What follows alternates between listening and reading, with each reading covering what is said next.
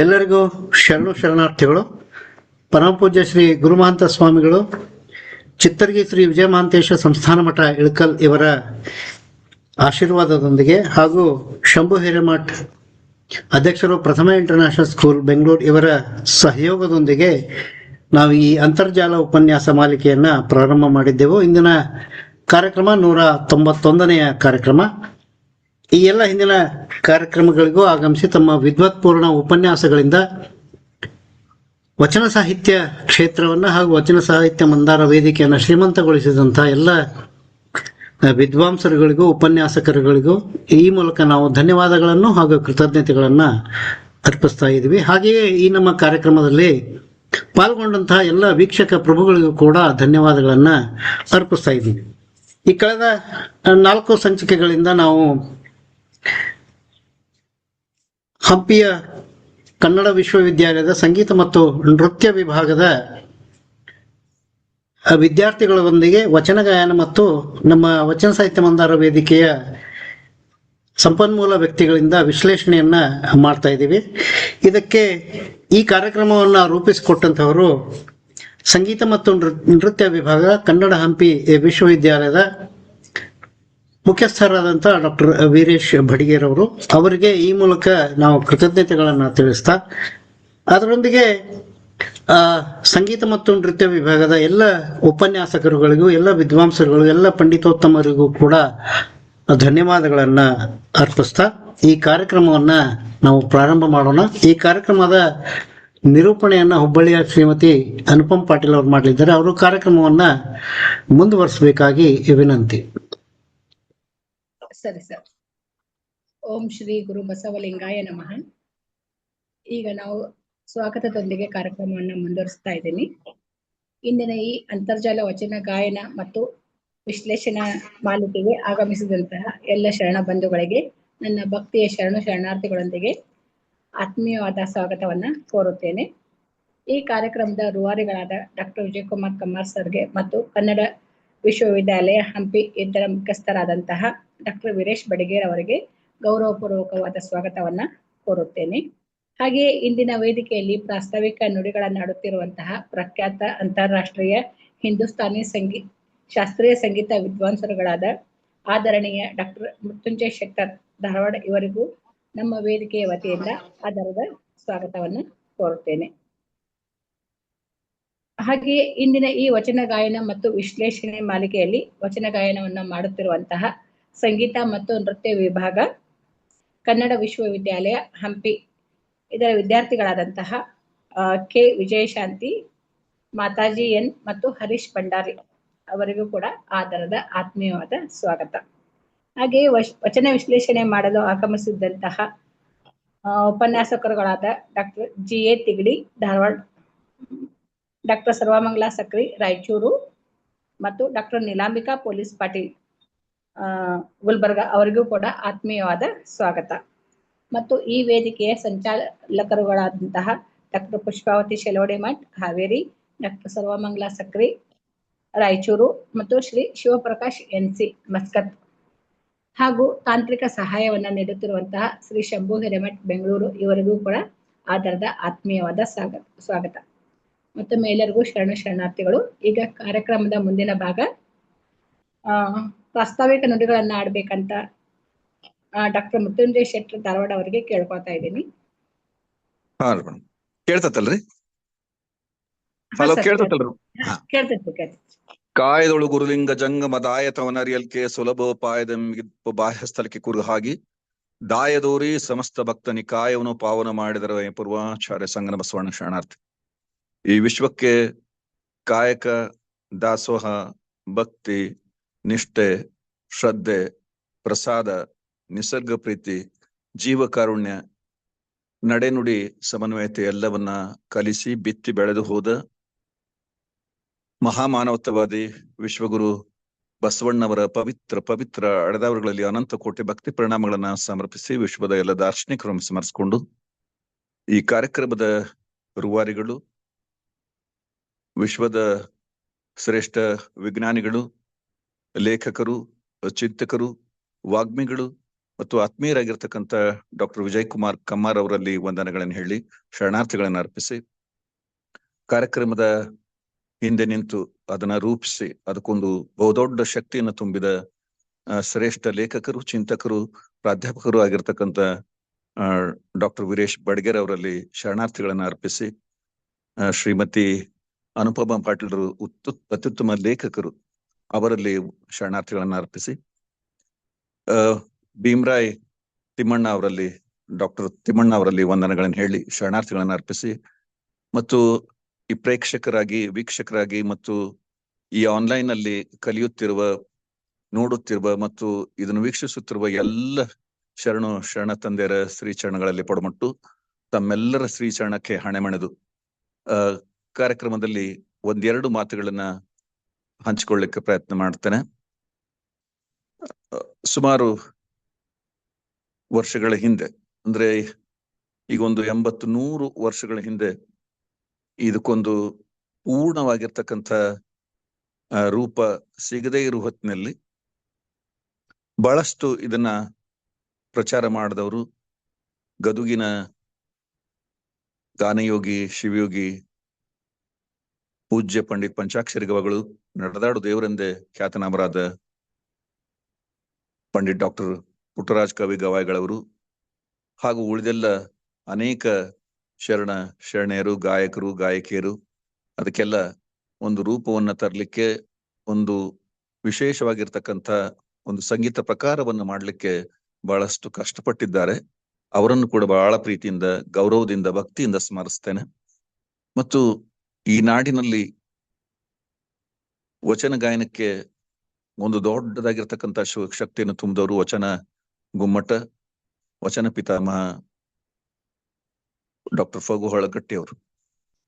ಅವರನ್ನು ಕೂಡ ಬಹಳ ಭಕ್ತಿಯಿಂದ ಸ್ಮರಿಸಿ ಅದಕ್ಕೆ ಒಂದು ನೀಟಾದ, ಒಂದು ವ್ಯವಸ್ಥಿತವಾದಂಥ ರೀತಿಯನ್ನ ಕಲ್ಪಿಸಿಕೊಟ್ಟವರು ವಿಶ್ವದ ಶ್ರೇಷ್ಠ ಚಿಂತಕರು, KLE ಸಂಸ್ಥಾಪಕರಲ್ಲಿ ಒಬ್ಬರಾದ ಬಹುದೊಡ್ಡ ಲೇಖಕರು, ಕನ್ನಡದ ಕಣ್ಮಣಿ, ಸ್ವಾರ್ಥತ್ಯಾಗಿ, ಸತ್ಯಪ್ರೇಮಿ ಎಂದು ಕರೆಸಿಕೊಂಡಿರ್ತಕ್ಕಂಥ ಶ್ರೀ ಬಸವನಾಳರು.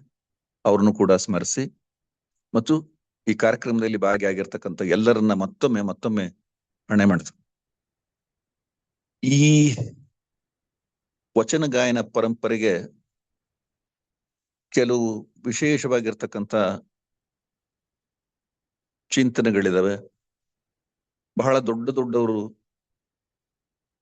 ಅವುಗಳನ್ನ ಹಾಡಿ ಬೆಳಕಿಗೆ ತಗೊಂಡು ಬಂದಿದ್ದಾರೆ. ಅವುಗಳಿಗೊಂದು ಅರ್ಥಕವನ್ನು ಕೊಟ್ಟಿದ್ದಾರೆ.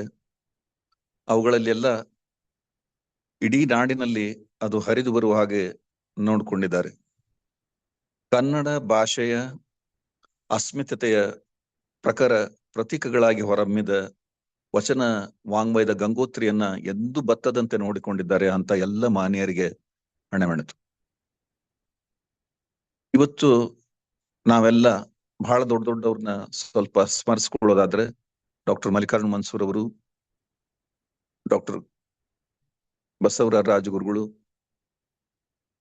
ಡಾಕ್ಟರ್ ಸಂಗಮೇಶ್ವರ್ ಗುರು ಅವರು, ಹೀಗ ಅನೇಕರು, ಮತ್ತು ಬಹಳ ದೊಡ್ಡ ಈ ಕ್ಷೇತ್ರದಲ್ಲಿ ಕೆಲಸ ಮಾಡಿ ಹೋಗಿರ್ತಕ್ಕಂಥ ಪಂಡಿತ ಸಿದ್ದರಾಮ್ ಜಂಬಲ್ದಿನಿ ಅವರು. ಅಂತವ್ರನ್ನೆಲ್ಲ ಯಾಕೆ ಸ್ಮರಿಸ್ಬೇಕು ಅಂತ ಹೇಳಿದ್ರೆ, ವಚನ ಗಾಯನವನ್ನ ಮಾಡುವವರು ಒಂದ್ ಸ್ವಲ್ಪ ಅದ್ರ ಬಗ್ಗೆ ತಿಳ್ಕೊಳ್ಬೇಕಾದದ್ದು ಅಗತ್ಯತೆ ಇದೆ ಅಂತ ಹೇಳಿ ನಾನು ಬಹಳ ವಿನಯದಿಂದ ಅದನ್ನ ತಿಳಿಸ್ಲಿಕ್ಕೆ ಪ್ರಯತ್ನ ಮಾಡ್ತೇನೆ. ಯಾಕಂದ್ರೆ ಚೆನ್ನಾಗಿ ಒಂದು ಓದಿರ್ಬೇಕು, ಕಂಠದಲ್ಲಿ ಸ್ವಲ್ಪ ಸ್ಪಷ್ಟತೆ ಇರಬೇಕು, ಒಂದ್ ಸ್ವಲ್ಪ ಮಧುರತೆ ಇರಬೇಕು, ಶಬ್ದಗಳನ್ನ ಅನ್ನುವಾಗ ಆ ಶಬ್ದಗಳಿಗೆ ಏನು ಅರ್ಥ ಇದೆ ಅನ್ನೋದನ್ನ ತಿಳಿದು ಅನ್ಬೇಕು. ಮತ್ತು ವಚನ ಗಾಯನವನ್ನ ಹೊರಗೆ ಹಾಡೋ ಮುಂದೆ ಅದರ 12ನೇ ಶತಮಾನದ ಶರಣರು ಮಾಡಿರ್ತಕ್ಕಂಥ ಆ ಪರಿಪೂರ್ಣ ವಿಚಾರ, ಆ ಕ್ರಾಂತಿ, ಆ ನಡೆದ ಸಮಯ, ಅವ್ರು ಕೊಡುವಂತ ಸಂದೇಶ ಏನೇನದಾವ ಅನ್ನೋದನ್ನು ಸರಿಯಾಗಿ ಅರ್ಥ ಮಾಡ್ಕೊಂಡು ಹಾಡ್ಬೇಕು. ಸುಮ್ಮನೆ ಒಬ್ಬರು ಟ್ಯೂನಿಂಗ್ ಮಾಡ್ಯಾರ, ನಾವು ಹಾಡ್ಬಿಡ್ತೇವಿ, ಅವು ಚಂದ ಕೇಳ್ತಾವು, ಇಲ್ಲ ಹಂಗಿಲ್ಲ. ಪೂಜ್ಯ ಪಂಡಿತ್ ರಾಜಗುರುಗಳು, ಪಂಡಿತ್ ಮನ್ಸೂರ್ ಅವರು, ಪಂಡಿತ್ ಸಿದ್ದರಾಮ್ ಜಂಬಲ್ದಿನಿ ಅಂತವ್ರೆಲ್ಲ ಬಹಳಷ್ಟು ಜನ, ಇನ್ನೂ ಬಹಳಷ್ಟು ಜನ ಅದಕ್ಕೆ, ಬೋರ್ಬಣಿ ಅವರು, AP ಪಾಟೀಲ್, ಬಹಳಷ್ಟು ಮಂದಿ ಕೆಲಸ ಮಾಡ್ಯಾರ. ಅದಕ್ಕೆ ನಾನು ಇಲ್ಲ ಅನ್ನೋದಿಲ್ಲ. ಆದ್ರೆ ಅವ್ರೆಲ್ಲರೂ ಅದಕ್ಕೊಂದು ದೊಡ್ಡದಾಗಿರ್ತಕ್ಕಂಥ ಶಕ್ತಿ ತುಂಬ್ಯಾರ, ಅದಕ್ಕೊಂದು ಸಿಸ್ಟಮ್ ಅಂತ ಮಾಡ್ಯಾರ. ಅದ್ ಹಾಗೆ ಹಾಡುವಂತ ಒಂದು ಪದ್ಧತಿನ ಹಾಕೊಟ್ಟಾರ ಅವ್ರು. ಹಾಗಾಗಿ ನಾವು ಇಲ್ಲಿ ವಿದ್ಯಾರ್ಥಿಗಳಾದವರು ಮತ್ತು ವಚನ ಗಾಯನವನ್ನ ಅಭ್ಯಾಸ ಮಾಡಿ ಹಾಡ್ಬೇಕನ್ನೋರು ಒಬ್ಬ ದೊಡ್ಡದಾಗಿರ್ತಕ್ಕಂಥ ಯಾರು ದಾರ್ಶನಿಕರದಾರ, ಒಬ್ಬ ಶರಣರದಾರ, ಬಹಳ ವರ್ಷ ವಚನ ಗಾಯನ ಮತ್ತು ವಚನಗಳನ್ನ ಶರಣರ ಎಲ್ಲ ನಡೆಗಳನ್ನ ಒಂದು ಆಚರಿಸ್ಕೊಂಡು ಬಂದವರು, ಅವುಗಳ ಬಗ್ಗೆ ಹೆಚ್ಚು ತಿಳ್ಕೊಂಡವ್ರು, ಓದ್ಕೊಂಡವ್ರು, ಅನುಭಾವಿಗಳ ಹತ್ರ ಕೂತ್ಕೊಂಡು ಸ್ವಲ್ಪ ನೀವು ಚರ್ಚೆ ಮಾಡ್ಬೇಕಾದದ್ದು ಅವಶ್ಯದ ಅಂತ ನಾನು ಭಾವಿಸ್ಕೊಳ್ತೇನೆ. ಯಾಕಂದ್ರೆ ಬಹಳಷ್ಟು ಜನ ಇತ್ತೀಚೆಗೆ ನಾನು ನೋಡ್ತೇನೆ, ಅದು ಯಾವ್ದೋ ಒಂದ್ ರೀತಿ ಗಜಲ್ ಟೈಪ್ ಹಾಡ್ತಾರ, ಅಥವಾ ಯಾವ್ದೋ ಒಂದ್ ಭಾವಗೀತ್ ಟೈಪ್ ಹಾಡ್ತಾರ. ಮಡಿವಾಳ ಮಾಚಿ ದೇವರಿಂದ ಹಿಡಿದು ಹಡಪದ ನಿಂಗಮ್ಮ, ಗೊಗ್ಗವ್ವೆ, ರೆಮ್ಮವ್ವೆ, ಬೊಂತಾದೇವಿ, ಕಾಳವ್ವೆ, ಬಸವಣ್ಣವರು, ಅಕ್ಕಮಹಾದೇವಿ, ಸಿದ್ದರಾಮೇಶ್ವರರು, ಅಲ್ಲಮ ಪ್ರಭುಗಳು, ಚನ್ನಬಸವಣ್ಣ, ಎಷ್ಟು ಅವೆಲ್ಲ ಶರಣರು ಎಷ್ಟು ಆಳಕ್ಕಿಳಿದು ಅವಳನ್ನ ಅಭ್ಯಾಸ ಮಾಡಿ ಕೊಟ್ಟು ಹೋಗಿದ್ದಾರೆ. ಬಹಳಷ್ಟು ವಚನಗಳು ನಮಗೆ ದೊರಕಿಲ್ಲ. ಆದ್ರೆ ದೊರಕಿದ ವಚನಗಳಲ್ಲಿ ಇರ್ತಕ್ಕಂಥ ಅರ್ಥವತ್ತತೆ ಏನು, ಆ ಸಮಯಕ್ಕೆ ಏನದು ಕೊಟ್ಟು, ಮತ್ತು ಅನುಭವ ಮಟ್ಟದಲ್ಲಿ ಚರ್ಚೆ ಆದಂತ ಆ ವಿಷಯಗಳಿಗೆ ಯಾವ ಅರ್ಥ ಇದೆ. ಈಗ ಆರಂಭವ ಮಾಡುವೆ ಗುರುಪೂಜೆಗೆಂದು ಅಲ್ಲ, ಅದು ಆರಂಭವ ಮಾಡುವೆ ಗುರುಪೂಜೆ ಎಂದು. ವ್ಯವಹಾರ ನೋಡ್ರಿ, ಅಲ್ಲೆಲ್ಲ ಶಬ್ದ ಗೆ ಅಂತ ಮಾಡ್ಕೊಂಡ್ ಬಿಟ್ಟಾರ. ಬಹಳಷ್ಟು ಸಲ ಅವು ಪ್ರಕ್ಷುಬ್ಧಗೊಂಡವ, ಬಹಳಷ್ಟು ಜನ ತಿದ್ದ್ಯಾರ ಅವನ್ನ. ಕೆಲವಷ್ಟು ತಮ್ಮ ಅನುಕೂಲಕ್ಕಾಗಿ ಯಾವುದೋ ಕೆಲವಷ್ಟು ಶಕ್ತಿಗಳು ಅವುಗಳನ್ನ ತಿದ್ದಿಕೊಂಡದ್ದು ಇದೆ. ಹಿಂಗಾಗಿ ಸರಿಯಾಗಿ ದೊಡ್ಡವ್ರ ಹತ್ರ ಒಬ್ರು ಯಾರದಾರ, ದೊಡ್ಡವ್ರ ಹತ್ರ ಹೋಗಿ ಸ್ವಲ್ಪ ದಿವಸ ಕೂತ್ಕೊಂಡು ಅದನ್ನ ಅಭ್ಯಾಸ ಮಾಡ್ಕೊಂಡು ಬರ್ಬೇಕು. 1-2 ದಿವಸ ಅವ್ರನ್ನ ಭೇಟಿ ಆಗ್ಬೇಕು ನೀವು.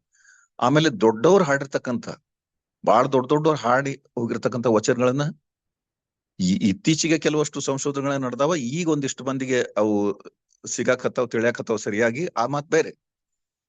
ಆದ್ರೆ ಆ ಸಮಯಕ್ಕೂ ಕೂಡ ಯಾವ ರಾಗಕ್ಕೆ ಹಾಡಿದ್ರೆ ಏನ್ ಚಂದ ಆಗ್ತತಿ, ಅದು ಹೇಗೆ ಸುಂದರವಾಗ್ತತಿ, ಅವಳನ್ನ ಹೇಗೆ ಹಾಡ್ಬೇಕು, ಅವುಗಳಲ್ಲಿ ಇರ್ತಕ್ಕಂಥ ಭಾವ ಏನು, ಅದು ಕೊಡಾಕತ್ತ ಸಂದೇಶ ಏನು, ಯಾವ ತಾಳಕ್ಕೆ ಅದು ಹೊಂತತಿ, ಯಾವ ರಾಗಕ್ಕೆ ಅದು ಹೊಂತತಿ, ಎಷ್ಟು ನಿಮಿಷ ಹಾಡ್ಬೇಕು, ಎಲ್ಲಿ ಆಲಾಪ ಹಾಕ್ಬೇಕು, ಎಲ್ಲಿ ಅದಕ್ಕೆ ಒಂದ್ ಸ್ವಲ್ಪ ತಾನಗಳನ್ನು ಕೊಡ್ಬೇಕು. ಇದು ಎಲ್ಲಾ ವಿಷಯಗಳನ್ನ ಸರಿಯಾಗಿ ಅರ್ಥ ಮಾಡ್ಕೊಂಡು ಹಾಡಿದಾಗ ಅದಕ್ಕೊಂದು ದೊಡ್ಡದಾಗಿರ್ತಕ್ಕಂಥ ಒಂದು ವೇದಿಕೆ ಸಿಗ್ತತಿ. ಇಡೀ ಅದು ವಿಶ್ವಕ್ಕೆ ಮುಟ್ತತಿ. ಸುಮ್ನೆ ಒಬ್ರು ಯಾರೋ ಒಂದು ಹಾರ್ಮೋನಿಯಂ ತಗೊಂಡ್ರು, ಒಂದ್ ಟ್ಯೂನ್ ಹಾಕಿದ್ರು, ಹಾಡ್ಬಿಟ್ಟೆ, ಹಂಗಲ್ಲ ಅದು, ಹಂಗಲ್ಲ. ಹೀಗಾಗಿ ಮೊದಲ ದೊಡ್ಡವ್ರು ಹಾಡಿರ್ತಕ್ಕಂಥ, ಈಗೇನು ಒಂದು 45-50 ವರ್ಷದ ಹಿಂದ ಏನ್ ದೊಡ್ಡವ್ರು ಹಾಡೋಗಿರ್ತಕ್ಕಂಥ ರೆಕಾರ್ಡಿಂಗ್ ಏನದಾವಲ್ಲ, ಸ್ವಲ್ಪ ಒಂದು 50 ವಚನಗಳನ್ನ, ಅಟ್ಲೀಸ್ಟ್ 100-150 ವಚನಗಳು ಸಿಗ್ಬಹುದು. ಒಂದು 50 ವಚನಗಳನ್ನ ನೀವು ಅವುಗಳನ್ನ ಸ್ವಲ್ಪ ದಿವಸ ಹಾಡ್ಬೇಕು. ಒಂದಿಷ್ಟು 5-10 ವಚನಗಳನ್ನ ಡೈಲಿ ಹಾಡಿ, ಆ 50 ವಚನಗಳನ್ನ ಕುಂದ್ರಿಸಿಕೊಂಡು ತಬಲಾ, ತಂಬೂರಿ, ಹಾರ್ಮೋನಿಯಂ ಮೇಲೆ ಹಾಡ್ಬೇಕು. ನೋಡ್ಕೋಬೇಕು ಅವನು ಏನಪ್ಪಾ ಇದೊಂದು ಸಿಸ್ಟಮ್ ಹೆಂಗ್ ಮಾಡ್ಯಾರ, ಇದಕ್ಕೊಂದು ಏನು, ಅದಕ್ಕೊಂದು ಸರಿಯಾದ ಶಿಸ್ತು ಬದ್ಧತೆ, ಸ್ವರದ ಆ ನಿರ್ವಹಣೆ ಎಷ್ಟು ಚಂದ ಐತಿ. ಅದನ್ನ ಹಾಡೋ ಮುಂದೆ ಈಗ ಎನ್ನ ಕಾಯುವ ದಂಡಿಗೆ ಮಾಡೋದ್ರಿಂದ ಹಿಡಿದು ಉಳ್ಳವರು ಶಿವಾಲಯ, ಮನ್ಸೂರವ್ರು ಉಳ್ಳವರು ಶಿವಾಲಯ, ಅಕ್ಕ ಕೇಳವ, ಎಲ್ಲಾ ವಚನಗಳು, ಆಮೇಲೆ ಸ್ವರವಚನಗಳು, ತತ್ವಪದ, ಏನೇ ಹಾಡೋ ಮುಂದೆ ಅದಕ್ಕೊಂದು ಸಿಸ್ಟಮ್ ಅಂತ ಮಾಡ್ಯಾರ. ಅದಕ್ಕೊಂದು ಶಿಸ್ತುಬದ್ಧತೆ ಇದೆ, ಅದಕ್ಕೊಂದು ದಾರಿ ಇದೆ. ಅವುಗಳಲ್ಲಿ ಸಾಗಿ ಬಂದಿರತಕ್ಕಂಥ ಏನೋ ಹೆಂಗೋ ಹಾಡಿ ಒಟ್ಟು ನಾನು ಹಾಡದೆ ಕಾರ್ಯಕ್ರಮ ಮುಗೀತು ಅಲ್ಲ. ಶರಣರ ಆ ಒಂದು ದೊಡ್ಡ ತ್ಯಾಗಕ್ಕೆ, ಆ ಕ್ರಾಂತಿಗೆ, ಅವ್ರು ಮಾಡಿ ಹೋಗಿರ್ತಕ್ಕಂಥ ವಿಶ್ವದ ಅನುಭವ ಮಂಟಪ ಎಂಬ ಸಂಸತ್ತು, ವಚನಗಳೆಂಬ ಸಂವಿಧಾನ ಏನಿದೆ, ಅವಕ್ಕೆ ದೊಡ್ಡ ಗೌರವ ಕೊಡ್ಬೇಕಂದ್ರೆ ನಾವು ಅವಕ್ಕೆ ಬಹಳಷ್ಟು ಆಳವಾಗಿರ್ತಕ್ಕಂಥ ವ್ಯಾಸಂಗ, ಅಧ್ಯಯನ ಎಲ್ಲ ಬೇಕು. ಅನುಭಾವಿಗಳ ಹತ್ತಿರ ಸ್ವಲ್ಪ ಚರ್ಚೆ ಆಗ್ಬೇಕು.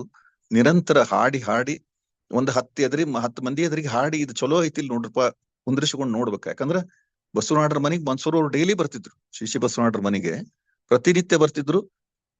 ಅಣ್ಣವ್ರ ಇವತ್ತು ಕರಗಿಸಿ ಎನ್ನ ಮನದ ಕುಂದ್ರಿಸೇನ್ರಿ, ನಿಮ್ ಎದುರಿಗೆ ಹಾಡ್ ನೋಡ್ತೀನಿ, ಇದು ತಮ್ಮ ಇಲ್ಲಿ ನೋಡ್ರಿ, ಇದನ್ ಹಿಂಗ ಅನ್ರಿ, ಅಕ್ಕ ಕೇಳವ ಇದನ್ ನೀವು ಸ್ವಲ್ಪ ಹಿಂಗ ಅನ್ರಿಪ್ಪ ಅಂತೇಳಿ ಬಹಳ ಸಮಾಧಾನದಿಂದ, ವಿನಯದಿಂದ ಕೆಲವಷ್ಟು ತಿದ್ದು ಪಡಿಗಳನ್ನ ಮಾಡಿ ಅವ್ರು ಹೇಳ್ಕೊಡ್ತಿದ್ರು. ಹಾಡ್ ಹೇಳ್ಕೊಡುದಲ್ಲ, ಆ ಸಾಹಿತ್ಯವನ್ನ ಹೇಗೆ ಹೇಳ್ಬೇಕು ಹಾಡಿನಲ್ಲಿ, ರಾಗದಲ್ಲಿ ಅನ್ನೋದನ್ನ ಕೂಡ ಮನ್ಸೂರವ್ರು ಸಾಕಷ್ಟು ಅಭ್ಯಾಸ ಮಾಡಿದ್ರು ಬಸವನಾಡ್ರ ಹತ್ರ ಹೋಗಿ. ಒಂದೇ ದಿವ್ಸಕ್ಕೆ ಹಾಡ್ಲಿಲ್ಲ. ರಾಜಗುರುಗಳು ಕೂಡ ಅವುಗಳನ್ನೆಲ್ಲ ವಿಚಾರ ಮಾಡಿ ಹಾಡಿದ್ರು. ಒಂದೇ ದಿವ್ಸಕ್ಕೆ ಸುಮ್ಮನೆ ರೆಕಾರ್ಡಿಂಗ್ ಕೊಡ್ಲಿಲ್ಲ. ಹಾಗಾಗಿ ಅವ್ರು ಮಾಡಿ ಹೋಗಿರ್ತಕ್ಕಂಥ ಆ ಬಹಳ ದೊಡ್ಡ ಬಿಟ್ಟು ಹೋಗಿರ್ತಕ್ಕಂಥ ಪರಂಪರೆ, ಆ ದಾರಿ, ಆ ವಚನ ಪಥ ಏನಿದೆ ಅದನ್ನ ಅರ್ಥ ಮಾಡ್ಕೋಬೇಕು ಅಂತ ಹೇಳಿ. ನಾವು ಬಹಳಷ್ಟು ಜನ ಓದ್ಲಿಲ್ದ ಹಾಡ್ತೀವಿ. ನಮಗಲ್ಲಿ ಸರಿಯಾದ ಒಂದು ನನಗನ್ನಿಸ್ತದೆ ಬಹಳಷ್ಟು ಜನರಿಗೆ ಏನೇನ್ ಮಾಡ್ತೇವೆ ಅದ್ರ ಬಗ್ಗೆ ಸರಿಯಾದ ಕಲ್ಪನೆ ಬೇಕು, ಸರಿಯಾದ ಓದ್ಬೇಕು, ಸರಿಯಾಗಿ ಒಂದು ದೊಡ್ಡದಾಗಿರ್ತಕ್ಕಂಥ ಒಂದು ಓದು ಇರ್ಬೇಕಾಗ್ತತಿ, ವ್ಯಾಸಂಗ ಇರ್ಬೇಕಾಗ್ತತಿ. ಸ್ವಲ್ಪ ತಿಳ್ಕೊಂಡು ಎಲ್ಲರನ್ನ ನಾವು ಸ್ವಲ್ಪ ಕಾಡಿದ್ರೆ ಅಡ್ಡಿ ಇಲ್ಲ, ದೊಡ್ಡವ್ರನ್ನ ಹೋಗಿ ಸ್ವಲ್ಪ ಕಾಡ್ಬೇಕಾಗ್ತದೆ. ಯಾಕಂದ್ರೆ ವಚನ ಹಾಡೋದಾಗ್ಲಿ, ದಾಸಪದ ಹಾಡೋದಾಗ್ಲಿ, ಉಪಶಾಸ್ತ್ರೀಯ ಸಂಗೀತ ಹಾಡೋದಾಗ್ಲಿ ಅಷ್ಟೇನ್ ಈಸಿ ಇಲ್ಲ. ಅದು ತಿಳ್ಕೊಂಡಷ್ಟು ಈಸಿ ಇಲ್ಲ. ಸುಮ್ಮನೆ ಯಾರೋ ಒಂದ್ ಕೊಟ್ಟಾರ ಹಾಡು ಬಿಡುದು ಅಲ್ಲ. ನಾ ಇನ್ನೂ ಒತ್ತು ಹೇಳ್ತೇನೆ ಅದನ್ನ. ಹಿಂಗಾಗಿ ಇವತ್ತು ಈ ದಿಶೆಯಲ್ಲಿ ಎಲ್ಲರೂ ಆ ದೃಷ್ಟಿಯಿಂದ ವಿಚಾರ ಮಾಡ್ಬೇಕು ಅನ್ನೋದನ್ನ ಬಹಳ ಪ್ರೀತಿಯಿಂದ ಕಳಕಳಿಯಿಂದ ಈ ಸಭೆ ಕೇಳ್ಕೊಂಡು, ಇಷ್ಟೊತ್ತುವರೆಗೆ ಒಂದಿಷ್ಟು ನನ್ನನ್ನ ಇಲ್ಲಿ ಮಾತನಾಡ್ಲಿಕ್ಕೆ ಅವಕಾಶ ಕೊಟ್ಟಿರ್ತಕ್ಕಂಥ ನನ್ನ ಆತ್ಮೀಯರು, ನಿಜವಾಗ್ಲೂ ಅವರು ಚೆನ್ನಾಗಿ ಹಾಡ್ತಾರೆ. ಕಮಾರ್ ಸರ್ ಮತ್ತೆ ಬಡಿಗೇರ್ ಸರ್ ಹಾಡ್ತಾರೆ. ಅವರೆಲ್ಲ ಸಂಗೀತದ ಮೇಲೆ ಪ್ರೀತಿಯನ್ನು ಇಟ್ಕೊಂಡಿದ್ದಾರೆ. ಅವರೆಲ್ಲರ ಆ ಪ್ರೀತಿಗೆ ತಾವೆಲ್ಲ ಪಾಟೀಲ್ ಅಕ್ಕ ಅವ್ರಿಗೆ ಮತ್ತು ಎಲ್ಲಾರು ಏನೇನು ಇದ್ರಾಗ ಭಾಗವಹಿಸಿರಿ ಮತ್ತೊಮ್ಮೆ ಅವ್ರಿಗೆ ಶರಣಾರ್ಥಿಗಳನ್ನ ಅರ್ಪಿಸಿ, ನಾವು ನೀವೆಲ್ಲ ಕೂಡಿ ಈ ವಚನ ಗಾಯನದ ದೊಡ್ಡದಾಗಿರ್ತಕ್ಕಂಥ ಪರಂಪರೆಯನ್ನು ಹೆಚ್ಚು ಹೆಚ್ಚು ವಿಶ್ವದ ತುಂಬ ಬೆಳೆಸ್ಲಿಕ್ಕೆ ಪ್ರಯತ್ನ ಮಾಡೋಣ. ಎಲ್ಲರ ಆಶೀರ್ವಾದ ಪಡೆಯೋಣ. ಮೊದಲು 12ನೇ ಶತಮಾನದ ಶರಣರ ಆಶೀರ್ವಾದ ನಮ್ಗಿರ್ಲಿ, ಬಸವಾದಿ ಪ್ರಮುಖರ ಆಶೀರ್ವಾದ ನಮ್ಗಿರ್ಲಿ. ದೊಡ್ಡ ಗಾಯಕರು, ದೊಡ್ಡವರು, ಸಂತ ಗಾಯಕರು ಏನಾಗಿ ಹೋಗ್ಯಾರ ಅವರೆಲ್ಲರ ಆಶೀರ್ವಾದ ಪಡೆದುಕೊಂಡು ಚೆನ್ನಾಗಿ ಅವುಗಳನ್ನ ವಿಶ್ಲೇಷಣೆ ಮಾಡಿ ಸರಿಯಾದ ರೀತಿಯಲ್ಲಿ ಹಾಡಿ ಈ ನೆಲಕ್ಕೆ ಮುಟ್ಸೋಣ, ಶ್ರೀಮಂತ ಮಾಡೋಣ ಅಂತ ಹೇಳಿ, ನಾಡು ನುಡಿಯನ್ನು ಶ್ರೀಮಂತಗೊಳಿಸೋಣ ಅಂತ ಹೇಳಿ ಕೊಟ್ಟ ಅವಕಾಶಕ್ಕಾಗಿ ಶರಣಾರ್ಥಿಗಳು. ಶರಣಾರ್ಥಿಗಳ ಸರ್. ವಚನ ಸಾಹಿತ್ಯದ ಪ್ರಾತಸ್ಮರಣೀಯ ಅನುಭವಗಳನ್ನ ಸ್ಮರಿಸುತ್ತಾ ಯುವ ವಚನ ಸಂಗೀತಗಾರರಿಗೆ ಕೆಲ ಹಿತ ನುಡಿಗಳನ್ನ ಹೇಳ್ತಾ ತುಂಬಾ ಅರ್ಥಪೂರ್ಣವಾಗಿ ಪ್ರಾಸ್ತಾವಿಕ ನುಡಿಗಳನ್ನ ಹೇಳಿದಂತಹ ಡಾಕ್ಟರ್ ಮೃತ್ಯುಂಜಯ ಶೆಟ್ಟರ್ ಸರ್ಗೆ ನಮ್ಮ ವೇದಿಕೆ ಪರವಾಗಿ ಧನ್ಯವಾದಗಳು. ಶೆಟ್ಟರ್ ಸರ್ ಅವರು ಕೇವಲ ಅತ್ಯುತ್ತಮ ಸಂಗೀತ ವಿದ್ವಾಂಸರಷ್ಟೇ ಅಲ್ಲ, ಶ್ರೇಷ್ಠ ವಚನ ಸಾಹಿತ್ಯ ಚಿಂತಕರು ಕೂಡ ಹೌದು. ಮತ್ತೊಮ್ಮೆ ನಮ್ಮ ವೇದಿಕೆ ವತಿಯಿಂದ ಧನ್ಯವಾದಗಳು ಸರ್. ಮೃತ್ಯುಂಜಯ ಶೆಟ್ಟರು ಶಿಶಿ ಬಸವಣ್ಣ ಅವರ ಮೊಮ್ಮಗ, ಅವ್ರ ಮಗಳ ಮಗ. ಮಲ್ಲಿಕಾರ್ಜುನ್ ಮನ್ಸೂರ್ ಅವರು ಯಾವುದೇ ವಚನವನ್ನ ಹಾಡ್ಬೇಕಾದ್ರೆ ಶಿಶಿ ಬಸವಣ್ಣರ ಹತ್ರ ಹೋಗಿ ಅದರ ಸಾಹಿತ್ಯ ಶುದ್ಧತೆಯನ್ನ ಕಲಿತಿದ್ರು. ಅಂತ ಬಹು ಮೇಧಾವಿಗಳಾದಂಥ ಶಿಶಿ ಬಸವಣ್ಣರವರ ಮೊಮ್ಮಕ್ಕ ಇವತ್ತು ನಮ್ಮ ವೇದಿಕೆಯಲ್ಲಿ ತಮ್ಮ ಅನಿಸಿಕೆಗಳನ್ನು ಹಂಚಿಕೊಂಡಿದ್ದಾರೆ. ಅವರಿಗೆ ವಚನ ಸಾಹಿತ್ಯ ಮಂದಾರ ಫೌಂಡೇಶನ್ ವೇದಿಕೆ ವತಿಯಿಂದ ಧನ್ಯವಾದಗಳನ್ನ ಅರ್ಪಿಸ್ಬೇಕು ನಾವು. ಶರಣಾರ್ಥಿಗಳು. ಚಿಂತನೆಗಳು ಅವ್ರಿಗೆ ಹುಟ್ಟಿನಿಂದಲೇ ಬಂದಿದಾವ ಚಿಂತನೆಗಳೆಲ್ಲ. ಹೌದು. ಓಕೆ, ಮುಂದುವರ್ಸೋದಲ್ರಿ ಸರ್? ಹಾ, ಮುಂದುವರ್ಸು. ಈಗ ಕಾರ್ಯಕ್ರಮದ ಮುಂದಿನ ಭಾಗ ವಚನ ಗಾಯನ ಮತ್ತು ವಚನ ವಿಶ್ಲೇಷಣೆ. ಈಗ ಮೊದಲ ವಚನ ಗಾಯನ ನಗೆಯ ಮಾರಿ ತಂದೆಯವರ ವಚನ ಹೇಳಿಸಿಕೊಂಡು ಕೇಳಿ.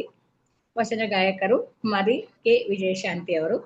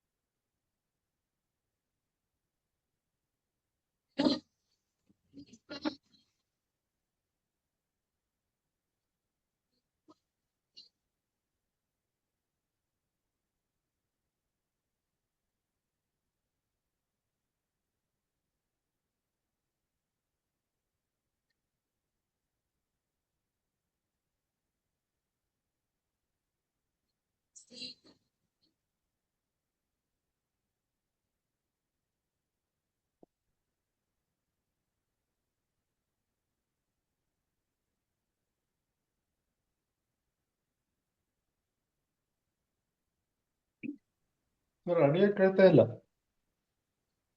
ಒಂದ್ ನಿಮಿಷ ಮಾಡ್ತೀನಿ ತಾಳೆ. ಇನ್ನೊಂದ್ಸರಿ ಹಾಕಿ. ಹಾ ಮಾಡ್ತೀನಿ.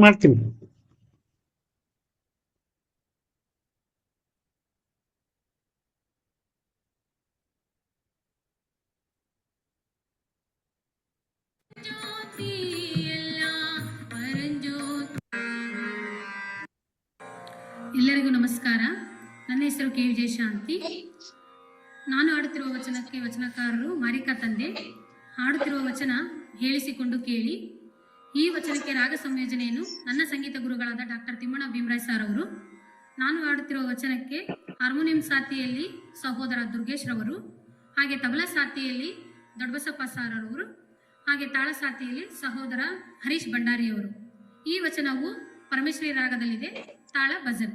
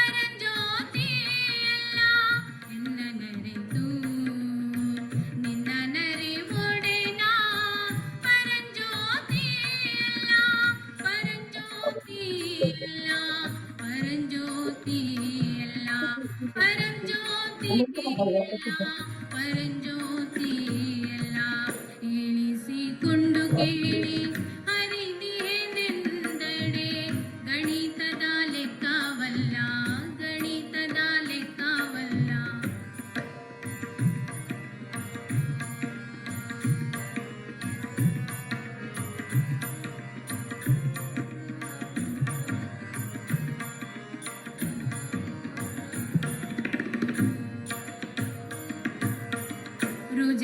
ರುಜೆಯಡಿಸಿದವನ ದೇಹ ಅಂಧಕನ ನೋಟ, ರುಜೆಯಡಿಸಿದವನ ದೇಹ ಅಂಧಕನ ನೋಟ, ಪಂಗುಳನ ಪಯಣ, ಪಂಗುಳನ ಪಯಣ, ಪಂಗುಳನ ಪಯಣ, ಪಂಗುಳನ ಪಯಣ. ಎಣಿಸಿಕೊಂಡು ಕೇಳಿ ಹರಿದಿಹೆನೆಂದಡೆ ಗಣಿತದ ಲೆಕ್ಕ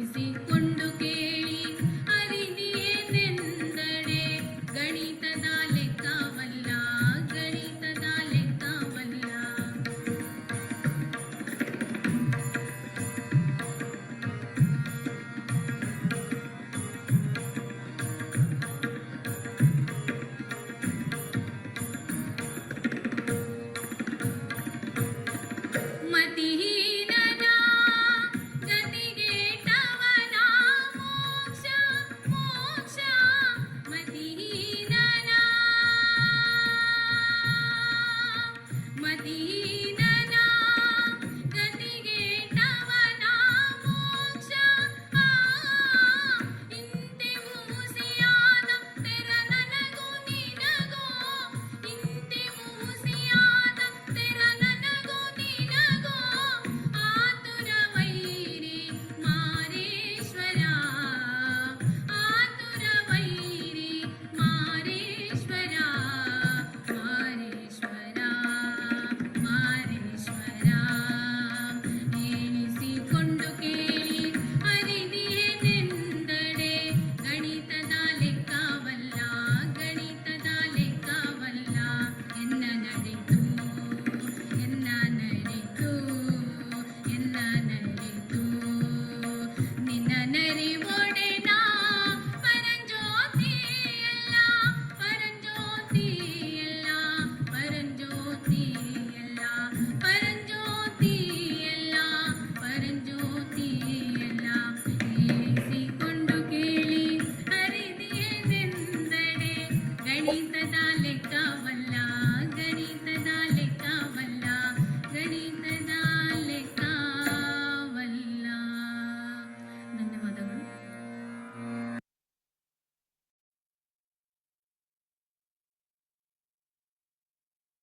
ಇಲ್ಲವ್ರೆ ಮುಂದುವರ್ಸಿ.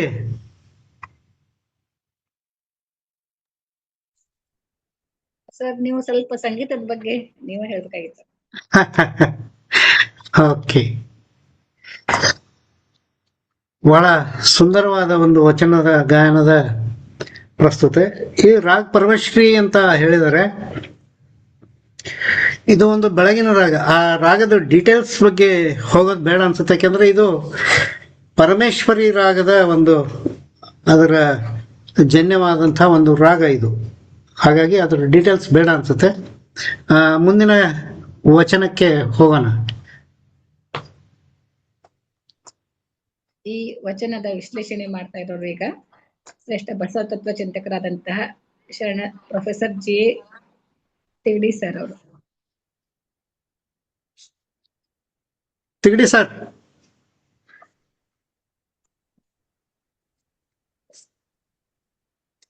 ಓಂ ಶ್ರೀ ಗುರು ಬಸವಲಿಂಗಾಯ ನಮಃ.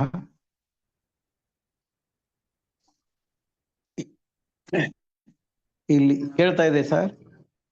ಕೇಳ್ತಾ ಇದೆ ಗುರುಗಳೇ, ಮಾತಾಡಿ. ಓಕೆ.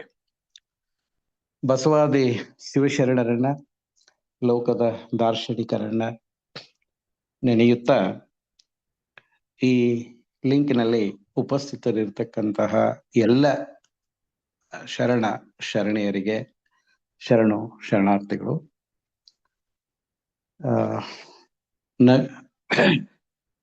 ಇವತ್ತಿನ ಈ ವಚನ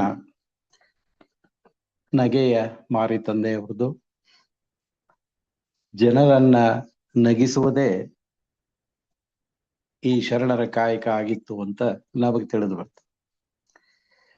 ಎಷ್ಟರ ಮಟ್ಟಿಗೆ ಅಂದ್ರೆ ತನ್ನ ಹಾಸ್ಯ ಪ್ರಜ್ಞೆಯಿಂದ ಆ ಪರಶಿವನನ್ನೇ ಒಲಿಸಿಕೊಂಡು ಕೈಲಾಸಕ್ಕೆ ಹೋದ ಅಂತ ಹೇಳಿ ಗುರು ವಿರೂಪಾಕ್ಷ ಅಂಕಿತದ ಒಂದು ರಗಳೆಯಲ್ಲಿ ಒಂದು ವಿಷಯ ಬರ್ತದೆ.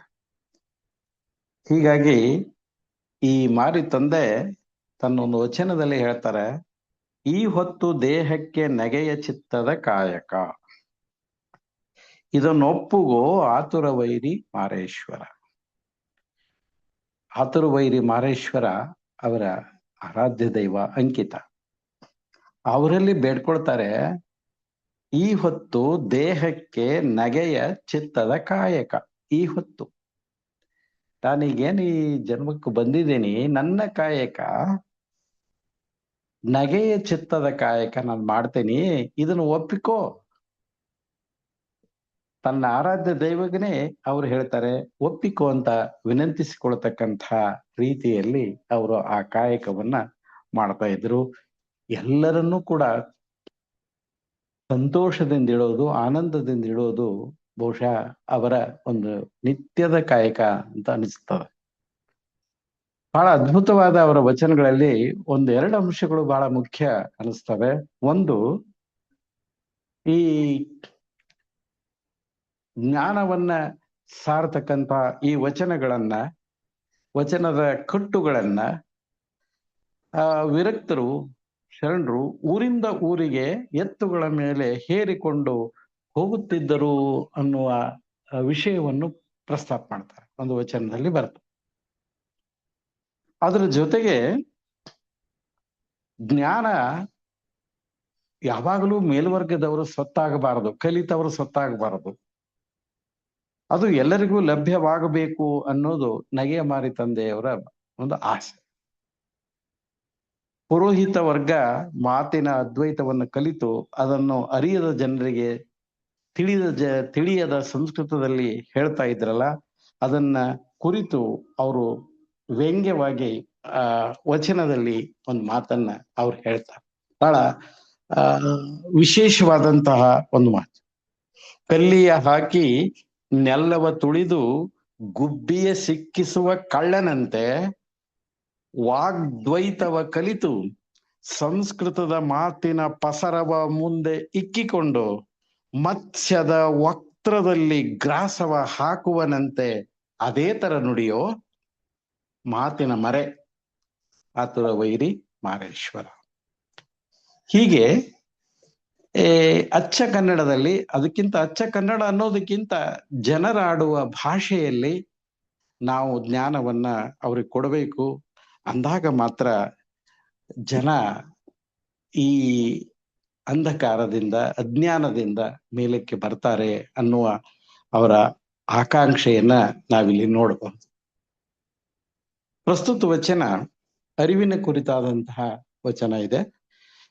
ವಚನ ಹೀಗಿದೆ: ಹೇಳಿಸಿಕೊಂಡು ಕೇಳಿ ಅರಿದಿಹೆನೆಂದಡೆ ಗಣಿತದ ಲೆಕ್ಕವಲ್ಲ. ಒಂದು ಸ್ಟೇಟ್ಮೆಂಟ್ ಅನ್ನ ಕೊಡ್ತಾರೆ. ಹೇಳಿಸಿಕೊಂಡು ಕೇಳಿ ಅರಿದಿಹೆನೆಂದಡೆ ಗಣಿತದ ಲೆಕ್ಕವಲ್ಲ. 2 × 2 4. 2ಕ್ಕೆ 2 ಸೇರಿಸಿದರೆ 4. ಹೇಳಿದ್ರು ಕೇಳಿ ಅರಿತುಕೊಂಡಿವಿ ಅನ್ನೋದಲ್ಲ, ಇದು ಗಣಿತ ಅಲ್ಲ. ಎನ್ನ ನರಿತು ನಿನ್ನ ನರಿವಡೆ ನಾ ಪರಂಜ್ಯೋತಿ ಅಲ್ಲ. ರುಜೆ ಅಡಸಿದವನ ದೇಹ ಅಂಧಕನ ನೋಟ ಪಂಗುಳನ ಪಯನ ಮತಿಹೀನನ ಗತಿಗೆಟ್ಟವನ ಮೋಕ್ಷ ಇಂತಿವು ಹುಸಿಯಾದ ತೆರ ನನಗೋ ನಿನಗೋ ಆತುರ ವೈರಿ ಮಾರೇಶ್ವರ. ಬಹಳ ಅದ್ಭುತವಾಗಿ ವಿಷಯವನ್ನ ಮಂಡಿಸ್ತಾರೆ. ಅರಿವು ಎಂಬುದನ್ನ ಗಣಿತದ ಲೆಕ್ಕಾಚಾರದಂತೆ ಇನ್ನೊಬ್ಬರ ಕಡೆಯಿಂದ ಹೇಳಿಸಿಕೊಂಡು ತಿಳ್ಕೊಳ್ಳಿಕ್ಕೆ ಬರೋದಿಲ್ಲ. ಅದು ಗಣಿತದ ಲೆಕ್ಕ ಅಲ್ಲ. ತನ್ನನ್ನ ತಾನು ಚೆನ್ನಾಗಿ ತಿಳಿದುಕೊಂಡು ಸಾಧನೆಯ ಮಾರ್ಗದ ಮೂಲಕ ಅರಿವನ್ನ ಪಡ್ಕೊಳ್ಬೇಕಾಗ್ತದೆ. ಅದಕ್ಕಾಗಿ ಆ ನಗೆಯ ಮಾರಿ ತಂದೆಯವರು ಹೇಳೋದು, ಗಣಿತದಂತೆ ಬಹಳ ಸರಳವಾಗಿ ಇನ್ನೊಬ್ರು ಹೇಳಿದ ಕೂಡಲೇ ಅದನ್ನ ತಿಳ್ಕೊಂಡು ನಾನು ಅರಿವು ಪಡಿತೀನಿ ಅಂತ ಹೊರಟ್ರೆ ಅದಲ್ಲ ಅಂತ ಹೇಳ್ತಾರೆ. ಅದು ಹೇಳುವವ್ರದು ತಪ್ಪು, ಕೇಳುವವ್ರದು ತಪ್ಪು, ಅದಲ್ಲ. ಹಾಗೆ ಮಾಡ್ಲಿಕ್ಕೆ ಬರೋದಿಲ್ಲ. ಅದಕ್ಕೊಂದು ಸಾಧನೆ ಅನ್ನೋದು ಬೇಕಾಗ್ತದೆ. ಅದನ್ನ ಹೇಳ್ತಾರೆ. ಅದಕ್ಕಾಗಿ ಅವರು ಒಂದು 3 ಉದಾಹರಣೆಗಳನ್ನು ಕೊಡ್ತಾರೆ. ರುಜೆ ಎಡೆಸಿದವನ ದೇಹ, ಅನಾರೋಗ್ಯ ರೋಗ ಪೀಡಿತವಾದಂತಹ ದೇಹ. ಕುರುಡನ ನೋಟ, ಅಂಧಕನ ನೋಟ. ಕುಂಡದಾಟ, ಪಂಗುಳನ ಪಯನ. ಬುದ್ಧಿಗೇಡಿ ಮೂರ್ಖನ ಮೋಕ್ಷ. ಇಂತಿವು ಹುಸಿ ಅಂತ. ಇವು ಎಷ್ಟು ಹುಸಿಯೋ ಅದೇ ರೀತಿ ನಾನು ಇನ್ನೊಬ್ಬರಿಂದ ಹೇಳಿಸಿಕೊಂಡು ಅರಿವನ್ನು ಪಡೆದೆ ಅನ್ನೋದು ಅಷ್ಟೇ ಹುಸಿ. ನಾನು ಯಾವ್ದಾದ್ರೂ ಒಬ್ಬ ಗುರುಗಳಿಂದ ಅರಿವನ್ನು ನಾನು ಪಡೆದುಕೊಂಡೆ ಅಂತ ಅಂದ್ರೆ ಅದು ಕುರುಡನ ನೋಟ, ಅದು ರೋಗ ಪೀಡಿತ ದೇಹ, ಅದು ಕುಂಟ ನಡೆದಂಗಾಗ್ತದೆ, ಮತ್ತು ಮೂರ್ಖನ ಬುದ್ಧಿಗೇಡಿಯವನ ಮೋಕ್ಷದಂತೆ ಅಂತ ಹೇಳ್ತಾರೆ. ಅರಿವಿಗೆ ಅಷ್ಟೊಂದು ಮಹತ್ವವನ್ನ ಇವರು ಕೊಡ್ತಾರೆ. ಹೀಗಾಗಿ ಅರಿವು ಮತ್ತು ಅದು ಇಲ್ಲದಿದ್ರೆ, ಅರಿವು ಇಲ್ಲದಿದ್ರೆ ಅನುಭವ ಸಾಧನೆ ಯಾವುದೂ ಆಗೋದಿಲ್ಲ. ಅದಕ್ಕೆ ಅರಿವು, ಆಚಾರ, ಅನುಭವಗಳು ಮುಪ್ಪುರಿಗೊಂಡಾಗ, ಅವು ಒಂದಾದಾಗ ಮಾತ್ರ ಪಾರಮಾರ್ಥಿಕ ಸಾಧನೆ ಪರಿಪೂರ್ಣತೆಯತ್ತ ಸಾಗ್ತದ. ಆವಾಗ ಅರಿವಿನ ಮಹಾ ಬೆಳಗು ದರ್ಶನವಾಗ್ತದೆ. ಅಷ್ಟು ಸುಲಭ ಅಲ್ಲ ಅಂತ ಹೇಳ್ತಾರೆ. ಅದಕ್ಕೆ ಗಣಿತದ್ದು ಹೇಳಿದ್ರು ಅವ್ರು. ಒಂದ್ ಸಾಲ ಹೇಳೋದ್ರಲ್ಲಿ ದೊಡ್ಡ ಅರ್ಥ ಇದೆ. ಅಷ್ಟು ಸರಳ ಅಂತ ತಿಳ್ಕೊಬೇಡ್ರಿ. ಇದಕ್ಕ ಅರಿವು ಇರಬೇಕು, ಅರಿವಿನ ಜೊತೆಗೆ ಆಚಾರ, ಆಚಾರದ ಜೊತೆಗೆ ಅನುಭವ. ಇದನ್ನೇ ಚನ್ನಬಸವಣ್ಣವ್ರು ಹೇಳ್ತಾರೆ. ಯಾಕಂದ್ರೆ ಜ್ಞಾನ ಮತ್ತು ಕ್ರಿಯೆ ಎರಡು ಒಂದೇ ನಾಣ್ಯದ ಎರಡು ಮುಖಗಳು. ಅವು ಬೇರೆ ಬೇರೆ ಆಗ್ಲಿಕ್ಕೆ ಸಾಧ್ಯವಿಲ್ಲ. ಕ್ರಿಯೆ ಜ್ಞಾನ, ಜ್ಞಾನವೇ ಕ್ರಿಯೆ. ಜ್ಞಾನವೆಂದಡೆ ತಿಳಿಯುವುದು, ಕ್ರಿಯೆ ಎಂದಡೆ ತಿಳಿದಂತೆ ಮಾಡುವುದು. ಪರಸ್ತ್ರೀಯ ಭೋಗಿಸಬಾರದೆಂಬುದೇ ಜ್ಞಾನ, ಅದರಂತೆ ಆಚರಿಸುವುದೇ ಕ್ರಿಯೆ. ಅಂತೂ ಆಚರಿಸದಿದ್ದಡೆ ಅದು ಅಜ್ಞಾನ ನೋಡ, ಕೂಡಲ ಚೆನ್ನ ಸಂಗಮ ದೇವ. ಇಷ್ಟು ಸರಳವಾಗಿ ಯಾರು ಹೇಳಲಾರು ಅರಿವು, ಜ್ಞಾನ ಮತ್ತು ಕ್ರಿಯೆ ಸಂಬಂಧಗಳನ್ನ. ಅದಕ್ಕೆ ಈ ಈ ಮೂರು ಇದ್ರೆ ಮಾತ್ರ ಇದು ಸಾಧ್ಯ ಆಗ್ತದೆ, ಇಲ್ಲಾಂದ್ರೆ ಆಗ್ಲಿಕ್ಕೆ ಆಗೋದಿಲ್ಲ. ಅಂದ್ರೆ ಜ್ಞಾನವಿಲ್ಲದ ಕ್ರಿಯೆ ಇಲ್ಲ, ಅರಿವು ಆಚಾರಗಳಿಲ್ಲದೆ ಅನುಭವದ ಒಂದು ನವನೀತ ಬರುವುದಿಲ್ಲ, ನಮ್ಗೆ ಸಿಗೋದಿಲ್ಲ ಅದರ ಪ್ರತಿಫಲ, ಆ ದರ್ಶನ ಆಗೋದಿಲ್ಲ. ಅದಕ್ಕೆ ಈ ಉದಾಹರಣೆಗಳನ್ನ ಕೊಟ್ಟು ಅವರೆಲ್ಲ ಹೇಳ್ತಾರೆ. ಹೀಗಾಗಿ ಪಾರಮಾರ್ಥಿಕ ಸಾಧನೆಯೊಳಗ ನಾವೆಲ್ಲರೂ ಕೂಡ ಏಕಾಂಗಿಗಳೇ. ಯಾವ ಗುರುವೂ ಕೂಡ ನಮ್ಮನ್ನು ಎತ್ತಿಕೊಂಡು ಹೋಗಿ ನಮಗೆ ಅರಿವನ್ನು ಮೂಡಿಸ್ಲಿಕ್ಕೆ ಸಾಧ್ಯ ಇಲ್ಲ, ದರ್ಶನ ಮಾಡಿಸ್ಲಿಕ್ಕೆ ಸಾಧ್ಯ ಇಲ್ಲ. ಆ ಅರಿವು ತೋರುವುದು, ಗುರು ತೋರಿಸ್ತಾನಷ್ಟೇ. ಆದ್ರೆ ಅಲ್ಲಿಯವರೆಗೆ ನಡಿಬೇಕಾದವರು ನಾವೇ ಹೋಗ್ಬೇಕಾಗ್ತದೆ. ಅದಕ್ಕೆ ಪಾರಮಾರ್ಥಿಕ ಸಾಧನೆಯೊಳಗ ಎಲ್ಲರೂ ಏಕಾಂಗಿಗಳೇ. ನಲ್ಲಿ ನಮ್ಮ ದಾರಿಯ ಸ್ವಸ್ವರೂಪವನ್ನ ನಾವೇ ಕಂಡ್ಕೊಳ್ಬೇಕು. ಗುರು ತೋರಿರ್ತಾನೆ, ಆದ್ರೆ ಹೆಜ್ಜೆ ಇಡೋದು ಮಾತ್ರ ನಾವೇ. ಏಕಾಗ್ರತೆ, ದೃಢತೆ, ನಾವು ತಲುಪುವ ಆ ಗುರಿಯಲ್ಲಿ ಅಚಲ ವಿಶ್ವಾಸ, ನಂಬಿಕೆ, ಇವೆಲ್ಲ ಬಹಳ ಮುಖ್ಯವಾಗ್ತಾ ಇದ್ದಾವೆ. ಈ ಸ್ವಸ್ವರೂಪದ ಜ್ಞಾನ, ಗುರುವಿನ ಮಾರ್ಗದರ್ಶನ, ಅದನ್ನು ಕ್ರಿಯಾತ್ಮಕವಾಗಿಸುವ ನಿಶ್ಚಲ ಮನೋಭಾವ ನಮ್ಮಲ್ಲಿ ಮೂಡಿದಾಗ ಮಾತ್ರ ಅರಿವಿನ ಬೆಳಕನ್ನ ಕಾಣ್ಲಿಕ್ಕೆ ಸಾಧ್ಯ ಆಗ್ತದೆ. ಅಷ್ಟು ಸುಲಭವಾಗಿ ಅರಿವಿನ ಬೆಳಕು ನಮಗೆ ದಕ್ಕೋದಿಲ್ಲ ಅನ್ನೋ ಮಾತನ್ನ ಬಹಳ ಸೂಚ್ಯವಾಗಿ ಇಲ್ಲಿ ಅವರು ಹೇಳ್ತಾರೆ. ಯಾಕಂದ್ರೆ ಅರಿವಿನ ಆ ದಿವ್ಯ ಪಥದಲ್ಲಿ ನಾವು ಸಾಗಿದಂತೆ, ನಾವು ಆ ಮಾರ್ಗದಲ್ಲಿ ನಡೆದಂತೆ ನಮಗೆ ಆ ಸಾಧನೆಯ ಹಾದಿಯಲ್ಲಿ, ಆ ಅರಿವನ್ನು ಕಂಡುಕೊಳ್ಳಿಕ್ಕೆ ಹೊರಟ ಹಾದಿಯಲ್ಲಿ ನಮಗೆ ಬೇಕಾದಷ್ಟು ಅನುಭವಗಳಾಗ್ತವೆ. ಸಣ್ಣ ಸಣ್ಣ ಸಣ್ಣ ಅನುಭವಗಳಾಗ್ತವೆ. ಅದು ನಿಜವಾದದ್ದಲ್ಲ. ಅದನ್ನ ಅಲ್ಲಿಗೆ ಬಿಡಬೇಕು. ಹಾಗೆ ಮುಂದಕ್ಕೆ ಮುಂದಕ್ಕೆ ಮುಂದಕ್ಕೆ ಮುಂದಕ್ಕೆ ಸಾಗ್ಬೇಕು. ಹಾಗೆ ಸಾಗಿದಾಗ ಅಲ್ಲಿ ಕೊನೆಗೆ ಸಿಗತಕ್ಕಂಥದ್ದು ಒಂದು ಮಹಾ ಬೆಳಗು ಅಂತ ಹೇಳ್ತಾರೆ. ಆ ಮಹಾ ಬೆಳಗು ಹೇಗಿರ್ತದಂದ್ರೆ ಅದು ಸಂಪೂರ್ಣವಾಗಿ ನಮ್ಮನ್ನೇ ಆಪೋಷಣೆಗೈತದ. ನಾನು ಅದರೊಳಗೋ, ಅದು ನನ್ನೊಳಗೋ ಅನ್ನುವ ಹಾಗೆ ಮೂಡ್ತದೆ. ಅಂತಹ ಅರಿವಿನ ಆ ಬೆಳಗಿದೆಯಲ್ಲ, ಅದನ್ನ ಕಾಣ್ಲಿಕ್ಕೆ ಈ ಅರಿವು ಮತ್ತು ಈ ಸಾಧನೆಯ ಹಾದಿ ಏನಿದೆಯಲ್ಲ, ಇದು ಬಹಳ ಮುಖ್ಯವಾಗ್ತಾ ಇದೆ ಅಂತ ಅನಿಸ್ತದ. ಇಲ್ಲದಿದ್ರೆ ಅದು ಆಗೋದಿಲ್ಲ. ಅದಕ್ಕೆ ಅರಿವು ಅಷ್ಟು ಸುಲಭವಾಗಿ ಸಿಗ್ತಕ್ಕಂಥದ್ದಲ್ಲ. ಅದನ್ನೇನೆ ಅಲ್ಲಮ ಪ್ರಭುಗಳು ಹೇಳ್ತಾರೆ, ಮಾಯಾ ಮಲಿನ ಮನದಿಂದಗಲದೆ, ಕಾಯದ ದಂದುಗ ಕಳೆಯಿಂದಗಲದೆ, ಅರಿವು ಬರಿದೆ ಬಪ್ಪುದೆ, ನಿಜವು ಬರಿದೆ ಸಾಧ್ಯ ಒಪ್ಪುದೆ. ಅಷ್ಟು ಸುಲಭವಾಗಿ ಅದು ಸಿಗೋದಲ್ಲ. ಅದಕ್ಕಾಗಿ ನಾವು ಸಾಧನೆ ಮಾಡಬೇಕು. ಅದನ್ನ ಕುರಿತು ಅವ್ರು ಹೇಳ್ತಾರೆ, ಅರಿವು ಎನ್ನುತ್ತಿಪ್ಪಿರಿ, ಅರಿವು ಸಾಮಾನ್ಯವೇ, ಹಿಂದನ ಹೆಜ್ಜೆಯ ನೋಡಿ ಕಂಡಲ್ಲದೆ ನಿಂದ ಹೆಜ್ಜೆಯ ನರಿಯಬಾರದು. ಹೀಗೆ ಅರಿವಿನನ್ನ ಕುರಿತು ಶರಣರು ತುಂಬಾ ಚಿಂತನೆಯನ್ನ ಮಾಡಿದ್ದಾರೆ. ಅಂತಹ ಒಂದು ಚಿಂತನೆಯನ್ನು ಕೂಡ ಇಲ್ಲಿ ಬಹಳ ಸರಳವಾದ ಭಾಷೆಯಲ್ಲಿ, ಸರಳವಾದ ಉದಾಹರಣೆಗಳನ್ನ ನಿದರ್ಶನಗಳನ್ನ ಕೊಡ್ತಾ ಅದು ಅಷ್ಟು ಸುಲಭವಲ್ಲ. ಎನ್ನ ನರಿತು ನಿನ್ನ ನರಿದಡೆ ನಾ ಪರಂಜ್ಯೋತಿಯಲ್ಲ ಎಂತಹ ಮಾತುಗಳನ್ನ ಹೇಳ್ತಾರೆ. ಕೊನೆ ಹೇಳ್ತಾರೆ, ಇಂತಿವು ಹುಸಿಯಾದ ತೆರ. ಆ ಮೇಲಿನ ನಿದರ್ಶನಗಳು ಹುಸಿ ಅಂತಂದ ಮೇಲೆ ನನಗೋ ನಿನಗೋ ಈ ಅರಿವನ್ನ ನನ್ನಲ್ಲಿಯೋ ನಿನ್ನಲ್ಲಿಯೋ ಎಂಬ ಪ್ರಶ್ನೆಯನ್ನು ಕೂಡ ಅವರು ಕೇಳ್ತಾರೆ. ಹೀಗಾಗಿ ಅರಿವನ್ನ ನಾವು ಅರಿತುಕೊಳ್ಬೇಕಾದ್ರೆ, ಅರಿವಿನ ಅಜ್ಞಾನ ನಮಗೆ ಸಿಗಬೇಕಾದ್ರೆ, ಅದರ ದರ್ಶನವಾಗಬೇಕಾದ್ರೆ ಅದರ ಹಾದಿ ಸರಳ ಅಲ್ಲ, ಅದಕ್ಕೆ ಸಾಧನೆ ಬೇಕು. ಆ ಸಾಧನೆಯಲ್ಲಿ ಮೇಲ್ ಹೋದ ಹಾಗೆ ಅದು ನಮಗೆ ದಕ್ತಾ ಇದೆ. ಅಂತ ದಕ್ಕುವ ಹಾದಿ ನಾವು ಕಂಡುಕೊಳ್ಬೇಕು ಅನ್ನೋ ಮಾತನ್ನ ಅವರು ಇಲ್ಲಿ ಹೇಳ್ತಾ ಇದ್ದಾರೆ. ಇಲ್ಲಿ ನನಗೆ ಮಾತನಾಡಲಿಕ್ಕೆ ಅವಕಾಶ ಕೊಟ್ಟ ಕಮ್ಮಾರ್ ಸರ್ ಅವರಿಗೂ ಹಾಗೂ ಇಲ್ಲಿಯವರೆಗೆ ಈ ವಚನದ ಚಿಂತನೆ ನನ್ನ ಅರಿವಿಗೆ ಬಂದಷ್ಟು ತಮ್ಮ ಮುಂದೆ ನಾನು ಇಟ್ಟಿದ್ದೇನೆ. ತಮಗೂ ಕೂಡ ಅನಂತ ಶರಣಾರ್ಥಿಗಳು. ಶರಣಾರ್ಥಿಗಳು ಸರ್. ನಗೆಯ ಮರಿ ತಂದೆಯವರ ಹೇಳಿಸಿಕೊಂಡು ಕೇಳಿ ಎಂಬ ವಚನವನ್ನ ಅದ್ಭುತವಾಗಿ ವಿಶ್ಲೇಷಣೆ ಮಾಡಿದಂತಹ ಪ್ರೊಫೆಸರ್ ಜೆ ತಿಗಡಿ ಅವರಿಗೆ ನಮ್ಮ ವೇದಿಕೆ ವತಿಯಿಂದ ಧನ್ಯವಾದಗಳನ್ನ ತಿಳಿಸುತ್ತಾ ಈಗ ಮುಂದಿನ ವಚನಕ್ಕೆ ಹೋಗೋಣ. ಈಗ 2ನೇ ವಚನ, ಅಕ್ಕಮ್ಮನವರ ಒಡೆಯರ ಕಟ್ಟಳೆಯ. ಗಾಯಕರು ಕುಮಾರಿ ಮಾತಾಜಿ ಎನ್.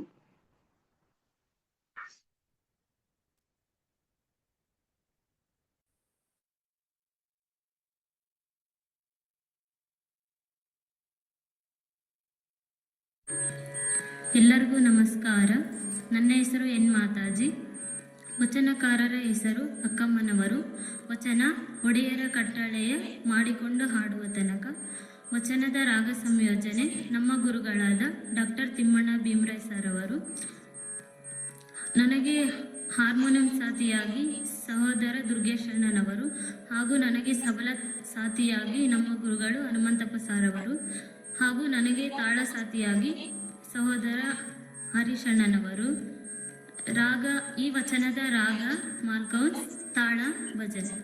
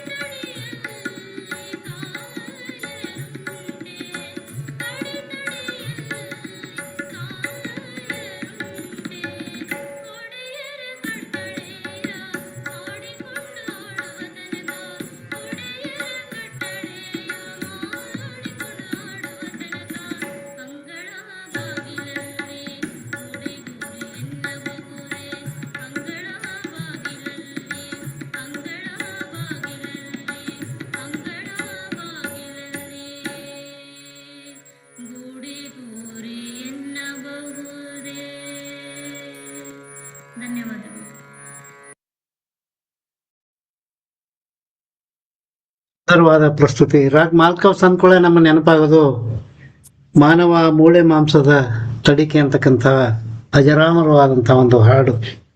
ಇದು ಮಧ್ಯರಾತ್ರಿಯ ಸಮಯದಲ್ಲಿ ಹಾಡ್ತಕ್ಕಂಥ ಒಂದು ರಾಗ ಸುಂದರವಾದ ಪ್ರಸ್ತುತಿಯೊಂದಿಗೆ ನಮ್ಮೊಂದಿಗೆ ಹಂಚಿಕೊಂಡಿದ್ದಾರೆ. ಅವರಿಗೆ ಧನ್ಯವಾದಗಳನ್ನು ಹೇಳ್ತಾ ಮುಂದಿನ ಕಾರ್ಯಕ್ರಮಕ್ಕೆ ಅನುವು ಮಾಡಿಕೊಡೋಣ. ಅಕ್ಕಮ್ಮನವರ ಈ ವಚನವನ್ನ ವಿಶ್ಲೇಷಣೆ ಮಾಡಲು ಆಗಮಿಸಿದ್ದಾರೆ ನಮ್ಮ ವೇದಿಕೆಯ ಹಿರಿಯ ಸದಸ್ಯರಾದ ಡಾಕ್ಟರ್ ಸರ್ವಮಂಗಳ ಸಕ್ರೆ ಅಕ್ಕ ಅವರು, ಉಪಾಧ್ಯಕ್ಷರವರು. ನಮ್ಮ ವೇದಿಕೆಯ ಉಪಾಧ್ಯಕ್ಷರು. ಹೌದು ಓಕೆ ಅಕ್ಕವ್ರೆ, ಈಗ ಎಲ್ಲರಿಗೂ ಶರಣಾರ್ಥಿಗಳು. ಕೇಳ್ತಾ ಇದಲ್ಲ? ಕೇಳ್ತಾ ಇದೆ, ಹೇಳಿ. ಓಂ ಶ್ರೀ ಗುರು ಬಸವಲಿಂಗಾಯ ನಮಃ. ಡಾಕ್ಟರ್ ಮೃತ್ಯುಂಜಯ ಶೆಟ್ಟರ್ ಅವರ ಪ್ರಾಸ್ತಾವಿಕ ನುಡಿಗಳು ಮೌಲಿಕ ಮತ್ತು ಕಲಿಕೆಯ ಹಂತದಲ್ಲಿರತಕ್ಕಂತಹ ಅವರ ನುಡಿಗಳು ಬಹು ಮಾರ್ಗದರ್ಶನ ಅಂತ ಹೇಳುತ್ತಾ, ಅವರ ಒಂದು ಅನುಭವದ ನುಡಿಗಳನ್ನು ನಾವೆಲ್ಲ ನಮ್ಮ ವೇದಿಕೆಯಲ್ಲಿ ನಾವು ಅನುಭವಿಸಿದ್ದೆವು. ಹಾಗೆ ತಿಗಡಿ ಸರ್ ಅವರ ಅರಿವಿನ ವಚನ ವಾಗ್ಮಯವನ್ನೇ ಅವರು ತೆರೆದಿಟ್ಟರು. ಅವರಿಗೂ ಸಹಿತ ವೇದಿಕೆ ವತಿಯಿಂದ ನನ್ನ ಹೃತ್ಪೂರ್ವಕ ಧನ್ಯವಾದಗಳು. ನಾನು ಅಕ್ಕಮ್ಮನವರ ವಚನ ವಿಶ್ಲೇಷಣೆಯನ್ನು ತೆಗೆದುಕೊಳ್ತಾ ಇದ್ದೇನೆ.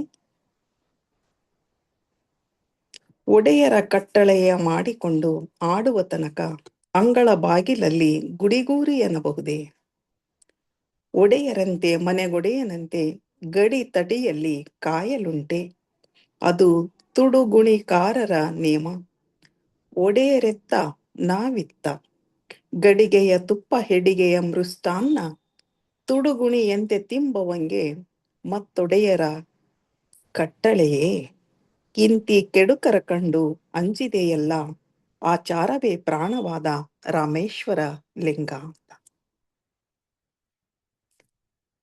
ಇದು ಅಕ್ಕಮ್ಮನವರ ವಚನ.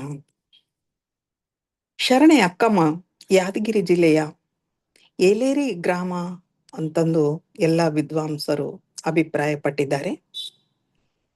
ಇದೇ ಊರಿನ ಏಲೇರಿ ಕೇತಯ್ಯನ ಶರಣರ ಪ್ರಭಾವ ಸಹಿತ ಈ ಶರಣೆಗೆ ಆಗಿರಬಹುದು. ಆಚಾರವೇ ಪ್ರಾಣವಾದ ರಾಮೇಶ್ವರ ಲಿಂಗ ಎಂಬ ಅಂಕಿತದಲ್ಲಿ ಸುಮಾರು 154 ವಚನಗಳು ಇವರು ಪ್ರಕಟವಾಗಿದ್ದವ. ಅಕ್ಕಮ್ಮನ ಜೀವನ ಚರಿತ್ರೆಯ ಬಗ್ಗೆ ಹೆಚ್ಚಿನ ವಿವರಗಳು ಸಿಗದೇ ಇದ್ದರೂ ಅವರ ವಚನಗಳನ್ನು ಓದಿದರೆ ಕೃಷಿ ಕಾಯಕದ ಶರಣೆ ಆಕೆ ಆಗಿರಬಹುದು ಎಂದು ಇಲ್ಲಿ ಊಹಿಸಲು ಸಾಧ್ಯವಿದೆ. ಪರಶಿವನ ಸಾಮೀಪ್ಯದಲ್ಲಿ ನಿಷ್ಠೆ ಬಹಳ ಪ್ರಮುಖವಾದದ್ದು. ಸಮಾಜವೇ ಉಸಿರು ಸತ್ಯವೆಂದು ಭಾವಿಸಿಕೊಂಡಂತಹ ನಮ್ಮ ಶರಣರು ಯಾವ ತತ್ವ ವಿಚಾರಗಳ ಹಂಗೂ ಸಹಿತ ಅವರಿಗೆ ಬೇಕಾಗಿರಲಿಲ್ಲ. ಹೀಗಾಗಿ ಶರಣೆ ಅಕ್ಕಮ್ಮ ಒಡೆಯರ ಕಟ್ಟಳೆ ಎಂಬ ಈ ಪದವನ್ನು ಅಂದು ರಾಜವಂಶದ ಕಾಲದಲ್ಲಿ ರೂಪಿಸಲ್ಪಟ್ಟ ನಿಯಮಾವಳಿಗಳು ಆಗಿರಬಹುದು ಅಂತ, ಮತ್ತು ಗುಡಿಗೂರಿ ಅಂತಂದಾಗ ಕೈ ಕೆಳಗೆ ಕೆಲಸ ಮಾಡುವ ಅರ್ಥವೂ ಸಹಿತ ನಾವಿಲ್ಲಿ ಕಾಣಬಹುದು. ರಾಜ್ಯದಲ್ಲಿ ರಾಜನು ತನ್ನ ನ್ಯಾಯ ಪರಿಪಾಲನೆ ಮಾಡಬೇಕು. ಹೀಗಾಗಿ ಗುಡಿಗೂರಿ ಎಂಬ ಈ ಪದ ಏನಿದೆಯಲ್ಲ, ಸೇವಕತ್ವವನ್ನು ಹೊಂದಿದವನು ಎಂಬ ಅರ್ಥವೂ ಸಹಿತ ಇದು ಕೊಡುತ್ತದೆ. ಅದು ರಾಜರಲ್ಲಿ ಶ್ರೀಮಂತರಲ್ಲಿ ಸೇವೆ ಸಲ್ಲಿಸುವವನು ಯಜಮಾನನಿಗೆ ವಿಧೇಯನಾಗಿ ಕರ್ತವ್ಯ ನಿರತನಾಗಿರುತ್ತಿದ್ದ. ಅವನು ಎಲ್ಲಿಯ ತನಕ ತನ್ನ ಒಡೆಯನಿಗೆ ಪ್ರಮಾಣ ಪೂರ್ವಕವಾಗಿ ಒಪ್ಪಿಕೊಂಡು ಸೇವೆಯನ್ನು ಸಲ್ಲಿಸುವನು, ಅಲ್ಲಿಯ ತನಕ ಒಡೆಯನಿತ್ತ ಕಾಣಿಕೆಗೆ ಈತ ಹಕ್ಕುದಾರ. ಇದು ವಂಶ ಪಾರಂಪರ್ಯವಾಗಿ ಬಂದ ಕೆಲಸವಾಗಿತ್ತು ಅಂತ. ಈ ಸೇವಕನು ರಾಜನ ಅಂತಃಕರಣದ ಒಂದು ಸಹಾನುಭೂತಿಯನ್ನು ಪಡೆದುಕೊಳ್ಳಲು ಮತ್ತು ಒಡೆಯನ ಯೋಗಕ್ಷೇಮವನ್ನು ನೋಡಿಕೊಳ್ಳಲು ನಿಯುಕ್ತನಾಗಿರುತ್ತಿದ್ದ. ಅವನು ನೋಡಿಕೊಳ್ಳಲು ಬೇಕಾಗುತ್ತಾ ಇತ್ತು. ಆದರೆ ಶರಣರು ಸಮಾಜದ ಕಲ್ಪನೆಯ ಆಶಯ ಹೊಂದಿದ್ದರಿಂದ ಅವರು ಜಾತಿ ಕುಲಗಳನ್ನು ಗೌರವಿಸುತ್ತಾ ಎಲ್ಲರನ್ನೂ ತಮ್ಮವರೆಂದು ಅಪ್ಪಿಕೊಂಡಂತವರು. ಹೀಗಾಗಿ ವೃತ್ತಿ ಗೌರವದ ಒಂದು ದುಡಿಮೆಯನ್ನು ವಿಶಾಲವಾಗಿಸಿದಂತವರು ಶರಣರು. ಅಂತೆಯೇ ಸೇವಕತ್ವ ಎಂಬ ವೃತ್ತಿಯನ್ನು ಗೌರವದಿಂದ ಕಂಡ ಶರಣೆ ಅಕ್ಕಮ್ಮ ಯಜಮಾನ ಮತ್ತು ಶ್ರೀಮಂತ ಎಂಬ ಅಸಮಾನತೆಯನ್ನು ಸಹಿಸದೆ ಯಜಮಾನನ ಅಂಗಳದ ಬಾಗಿಲಲ್ಲಿ ಗುಡಿಗೂರಿ ಎನ್ನಬಹುದೇ ಎಂಬ ಪ್ರತಿಭಟನೆ ಅಕ್ಕಮ್ಮನವರದ್ದು. ಸಮಾಜದ ಈ ಸೇವಕ ಗುಡಿಗೂರನ್ನು ಕಸಗುಡಿಸುವ ಕೆಲಸವನ್ನು ನಿರ್ಲಕ್ಷ್ಯವಾಗಿ ಕಂಡಂತಹ ಒಂದು ಸಂದರ್ಭವೂ ಸಹಿತ ಇದಾಗಿರಬಹುದು ಅಂತ. ಸೇವೆಗೆ ನಿಯುಕ್ತಿಯಾದಂತಹ ವ್ಯಕ್ತಿಯ ವ್ಯಕ್ತಿತ್ವಕ್ಕೆ ಅವಮಾನ, ಸೇವಕತ್ವ ಎನ್ನುವುದು ಗೌರವದ ಕೆಲಸ, ಅದನ್ನು ಕನಿಷ್ಠವಾಗಿ ಕಾಣಲು ಸಾಧ್ಯವೂ ಸಹಿತ ಆಗುವುದಿಲ್ಲ. ಒಬ್ಬ ಸೇವಕನಾದವನು ಮನೆಯ ಯಜಮಾನ ಆಗಲು ಸಾಧ್ಯವೇನೂ ಇಲ್ಲ. ಗಡಿ ಕಾಯತಕ್ಕಂತಹ ಒಬ್ಬ ವ್ಯಕ್ತಿಗೆ ಸಿಗುವ ಗೌರವ ಒಬ್ಬ ಸಾಮಾನ್ಯ ಕಸಗುಡಿಸತಕ್ಕಂತಹ ವ್ಯಕ್ತಿಗೆ ಸಾಧ್ಯವಿಲ್ಲ ಎನ್ನುವ ಒಂದು ಪ್ರತಿಭಟನೆ ಅಕ್ಕಮ್ಮನವರದಾಗಿತ್ತು ಅಂತ. ಹೀಗಾಗಿ ಬಡವನಾದವನು ಹಂಗಿನಲ್ಲಿ ಕಳ್ಳನಂತೆ ಬದುಕನ್ನು ಕಟ್ಟಿಕೊಳ್ಳಬೇಕೆ?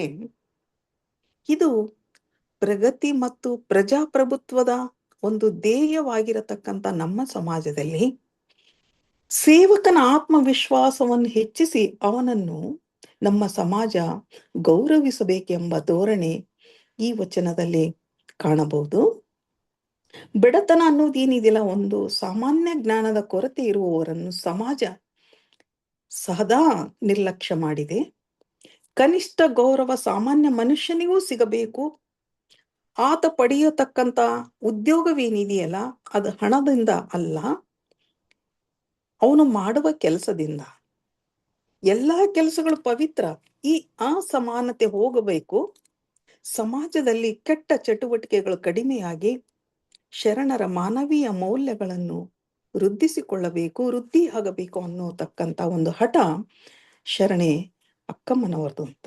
ಹೀಗಾಗಿ ತುಡಿಗುಣಿಕಾರನ ನೇಮ ತನ್ನ ವೃತ್ತಿ ಬಗ್ಗೆ ಇರತಕ್ಕಂತಹ ಗೌರವ ಪೋಷಿಸಿಕೊಂಡು ಅಂದು ಬಂದಿರತಕ್ಕಂತಹ ಶರಣರು ಸಾಕಷ್ಟು ಜನರಿದ್ದಾರೆ ಅಂತ. ಶರಣ ಉರಿಲಿಂಗ ಪೆದ್ದಿಯು ಸಹಿತ ವೃತ್ತಿಯಲ್ಲಿ ಕಳ್ಳನಾಗಿ ನಂತರ ಶರಣರಾಗಿರತಕ್ಕಂತಹ ವಿಚಾರವನ್ನು ಇಲ್ಲಿ ನೆನಪಿಸಿಕೊಳ್ಳಬಹುದು. ಸಹಜವಾಗಿಯೇ ಬ್ರಾಹ್ಮಣರು ಭೋಜನ ಪ್ರಿಯರು. ರುಚಿಕರ ಮತ್ತು ಪೌಷ್ಟಿಕ ಆಹಾರವನ್ನು ಅವರು ಆಯ್ಕೆ ಮಾಡಿಕೊಳ್ಳುತ್ತಾರೆ.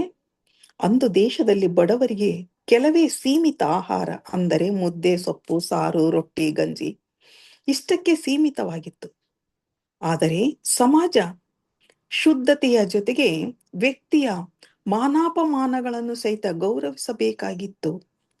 ಶ್ರೀಮಂತರುಣ್ಣುವ ಗಡಿಗೆಯ ತುಪ್ಪ, ಹೆಡಿಗೆಯ ಮೃಷ್ಟಾನ್ನ, ತುಡುಗುಣಿಯಂತೆ ತಿಂಬವಂಗೆ ಮತ್ತೊಡೆಯರ ಕಟ್ಟಳೆಯೇ. ಆಕೆ ಪ್ರಶ್ನೆ ಮಾಡತಕ್ಕಂತ ಒಂದು ಸಂಬಂಧ ಏನಿದೆಯಲ್ಲ, ನಮ್ಮನ್ನು ಕೆಣಕತಕ್ಕಂತಹ ಒಂದು ಸಂದರ್ಭಗಳು ಸಹಿತ ಬರ್ತವೆ. ಗಡಿಗೆಯನ್ನು ತಯಾರು ಮಾಡತಕ್ಕಂಥವನು ಕುಂಬಾರ, ಪುಟ್ಟಿಯನ್ನು ಎಣೆಯತಕ್ಕಂಥವನು ಮೇದಾರ. ಹೆಡಿಗೆ ಅಂತಂದಾಗ ಅಗಲ ಬಾಯಿ ಉಳ್ಳಂತ ಒಂದು ಬಿದಿರು ಪುಟ್ಟಿಗೆ ಅದು ಹೆಡಿಗೆ ಅನ್ನತಕ್ಕಂತ ಒಂದು ಅರ್ಥ ಕೊಡ್ತದ. ಶ್ರಮ ಅನ್ನೋದೇನಿದು ಕೆಳವರ್ಗದ ಕೆಲಸಗಾರರಿಗೆ ಅದು ಒತ್ತಾಯದ ದುಡಿಮೆ. ಆದರೆ ಸಮಾಜಕ್ಕೆ ನಾನು ಪರಕೀಯ ಎಂಬ ತಾರತಮ್ಯವನ್ನು ನಿವಾರಿಸಲು ಅಕ್ಕಮ್ಮನವರು ಈ ವಚನದಲ್ಲಿ ತಮ್ಮ ಒಂದು ಸ್ಪಷ್ಟತೆಯನ್ನು ನೀಡಿದ್ದಾರೆ. ಶ್ರಮ ಸಂಸ್ಕೃತಿಯ ಕುಂಬಾರರು, ಮೇದಾರರು, ಕಾಯಕ ಜೀವಿಗಳು. ಅವರು ತಾವು ತಯಾರು ಮಾಡಿರತಕ್ಕಂತಹ ವಸ್ತುಗಳಲ್ಲಿ ತಮ್ಮ ಒಂದು ವಸ್ತುವನ್ನು ಪಡೆದುಕೊಂಡಂತಹ ಮೇಲ್ವರ್ಗ ಶ್ರೀಮಂತರು, ಅದರಲ್ಲಿ ಮೃಷ್ಟಾನ್ನವನ್ನು ಕಳ್ಳರಂತೆ ಸವಿದು ತಿನ್ನುವ ನೀವು ಬಡವರ ಮೇಲೆ ನಿಮ್ಮ ಕಾನೂನು ಕಟ್ಟಳೆಯೇ ಎಂದು ಆಕೆ ಪ್ರಶ್ನೆ ಮಾಡ್ತಾಳೆ. ಶರಣರ ಅಲ್ಲಿ ಇರ್ತಕ್ಕಂಥ ಶರಣರು ತಮ್ಮ ಆತ್ಮಶುದ್ಧಿಯ ಜೊತೆಗೆ ನಡೆ ನುಡಿಯ ಮೂಲಕ ಲಿಂಗ ಧರ್ಮದ ಒಂದು ಜಂಗಮ ಸೇವೆಗೆ ಅಲ್ಲಿ ಸಿದ್ಧರಾದಂಥವರು. ಲಿಂಗ ಸಮಾನತೆಯ ಮೂಲಕ ಆತ್ಮ ಕಲ್ಯಾಣ ಮತ್ತು ಸಮಾಜ ಕಲ್ಯಾಣ ಒಟ್ಟಿಗೆ ಆಗಬೇಕೆಂಬ ಆಶಯ ನಮ್ಮ ಶರಣರದು. ಹೀಗಾಗಿ ವ್ಯಕ್ತಿ ಶುದ್ಧಿಯಾದರೆ ಶ್ರಮ, ಕೆಲಸಗಾರರ ಅಂತರಂಗ ಅರಳಿದರೆ ಸಮಾಜವೂ ಸಹಿತ ಶುದ್ಧಿಯಾಗಲು ಸಾಧ್ಯವೆಂದು ಹೇಳ್ತಾಳೆ. ಹೀಗಾಗಿ ಒಂದು ಸಾಮಾಜಿಕ ಮತ್ತು ಆಧ್ಯಾತ್ಮಿಕ ನೆಲೆಯಲ್ಲಿ ಅಕ್ಕಮ್ಮ ಪ್ರತಿಭಟನೆ ಮಾಡಿದ್ದಾಳಂತೆ. ಗುರುಲಿಂಗ ಜಂಗಮದ ಒಂದು ಪ್ರತಿಪಾದನೆಯೇ ಅರಿವೇ ಗುರು, ಆಚಾರವೇ ಪ್ರಾಣವಾದ ರಾಮೇಶ್ವರ ಲಿಂಗವೆಂದು ಪ್ರಾಣಲಿಂಗ ಸ್ಥಳದಲ್ಲಿ ಲಿಂಗವನ್ನು ಪ್ರತಿಷ್ಠಾಪನೆ ಮಾಡಿದಂತಹ ಶರಣೆ ಅಕ್ಕಮ್ಮ ಮಹಿಳಾ ವಚನಕಾರ್ತಿಯರಲ್ಲಿ ಒಂದು ಶ್ರೇಷ್ಠವಾದ ವಚನಕಾರ್ತಿ ಅಂತಂದು ಇಲ್ಲಿ ಹೇಳುತ್ತಾ, ಇದುವರೆಗೂ ನನಗೆ ಮಾತನಾಡಲು ಅವಕಾಶ ಕಲ್ಪಿಸಿಕೊಟ್ಟಿರತಕ್ಕಂತಹ ಸಮಸ್ತ ವೇದಿಕೆಯ ಸದಸ್ಯರಿಗೂ ಮತ್ತು ಅಧ್ಯಕ್ಷರಾಗಿರತಕ್ಕಂತಹ ಕಮ್ಮರ್ ಸರ್ ಅವರಿಗೂ ಸಹಿತ ನನ್ನ ಶರಣಾರ್ಥಿಗಳು. ಶರಣಾರ್ಥಿಗಳಪ್ಪ. ಗುರುಲಿಂಗ ಜಂಗಮದ ಬಗ್ಗೆ ಸಲ್ಲಬೇಕಾದ ನಿಷ್ಠೆ, ನೇಮ, ಆಚಾರಗಳನ್ನ ಈ ವಚನದ ಮೂಲಕ ಅತ್ಯುತ್ತಮವಾಗಿ ತಿಳಿಸಿಕೊಟ್ಟಂತಹ ಡಾಕ್ಟರ್ ಸರ್ವಮಂಗಳ ಸಕ್ರೆ ಅವರಿಗೆ ಮತ್ತೊಮ್ಮೆ ನಮ್ಮ ವೇದಿಕೆ ವತಿಯಿಂದ ಧನ್ಯವಾದಗಳನ್ನ ಅರ್ಪಿಸ್ತಾ ಈಗ ಮುಂದಿನ ವಚನಕ್ಕೆ ಹೋಗೋಣ. ಈಗ ಕೊನೆಯ ವಚನ ಬಸವಣ್ಣನವರ ಉದಕದೊಳು ಬೈಚಿಟ್ಟ ವಚನ. ಹಾಡುತ್ತಿರುವವರು ಕುಮಾರ್ ಹರೀಶ್ ಭಂಡಾರಿ ಅವರು.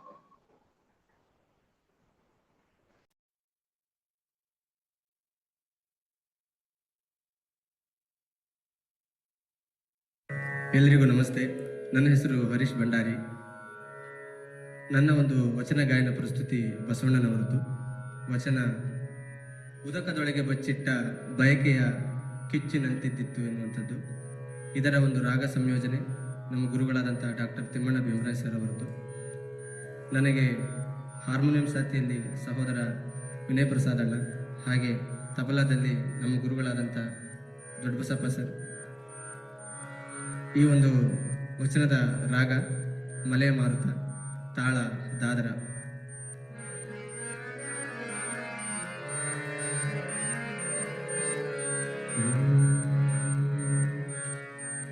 ಉದಕದೊಳಗೆ ಬಚ್ಚಿಟ್ಟ ಬಯಕೆಯ ಕಿಚ್ಚಿನಂತಿದ್ದಿತ್ತು, ಸಸಿಯೊಳಗಣ ರಸದ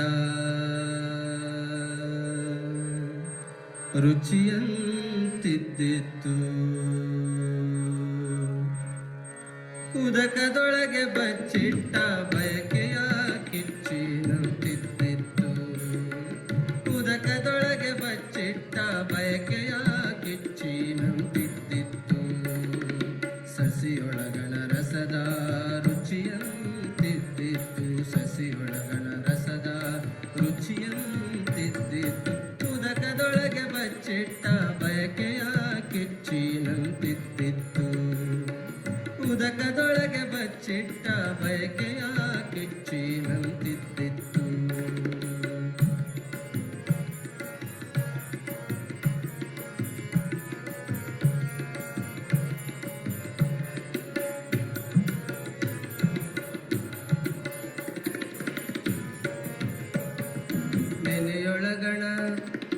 ನೆನೆಯೊಳಗಣ ಪರಿಮಳದಂತಿದ್ದಿತ್ತು, ನೆನೆಯೊಳಗಣ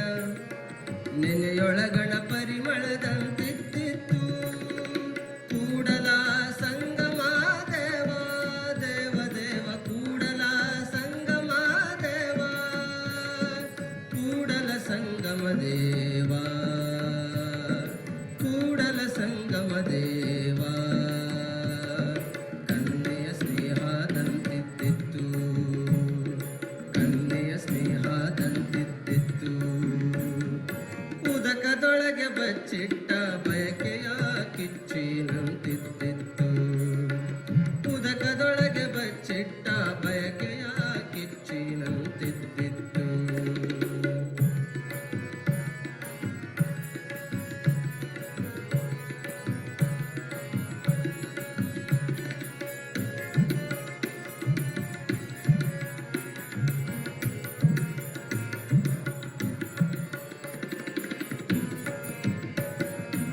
ನೆನೆಯೊಳಗಣ ನೆನೆಯೊಳಗಣ ನೆನೆಯೊಳಗಣ ನೆನೆಯೊಳಗಣ ನೆನೆಯೊಳಗಣ ಪರಿಮಳದಂತಿತ್ತು ನೆನೆಯೊಳಗಣ ಪರಿಮಳದಂತಿತ್ತು ಕೂಡಲ ಸಂಗಮ ದೇವ ದೇವ ದೇವ ಕೂಡಲ ಸಂಗಮ ದೇವ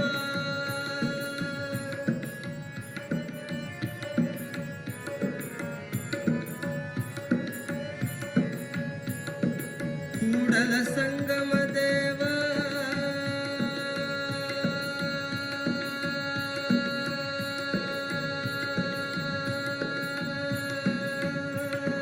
ದೇವ ಕೂಡಲ ಸಂಗಮ ದೇವ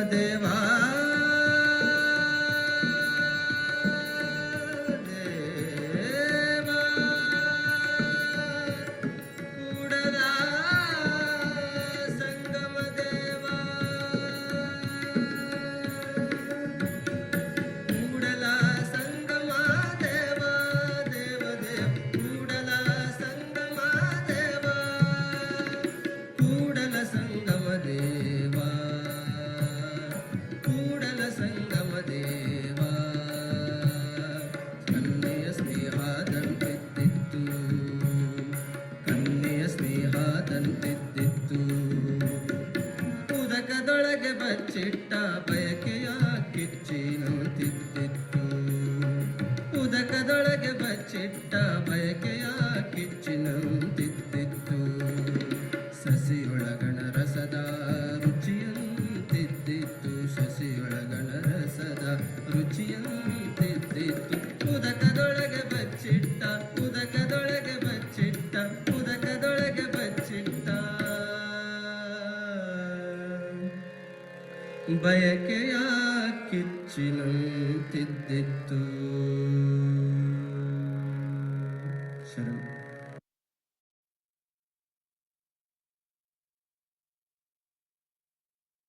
ಸುಂದರವಾದ ಪ್ರಸ್ತುತಿ. ಮಲಯ ಮಾರುತ ರಾಗವೇ ಹೇಳುವಂತೆ ಇದು ಬೆಳಗಿನ ರಾಗ. ಆ ಬೆಟ್ಟದ ಮೇಲೆ ಗುಡ್ಡದ ಮೇಲಿನ ತಂಗಾಳಿಯಂತೆ ಈ ರಾಗ ಮಧುರತೆಯನ್ನ ಪ್ರಸ್ತುತ ಮಾಡುವಂತಹ ಒಂದು ರಾಗ. ಉತ್ತಮವಾದ ಪ್ರಸ್ತುತಿಯೊಂದಿಗೆ ಇವತ್ತಿನ 3ನೆಯ ಹಾಡನ್ನ ಪ್ರಸ್ತುತ ಮಾಡಿದ್ದಾರೆ. ಅನುಪಮ ಅವರೇ ಮುಂದುವರಿಸಿ.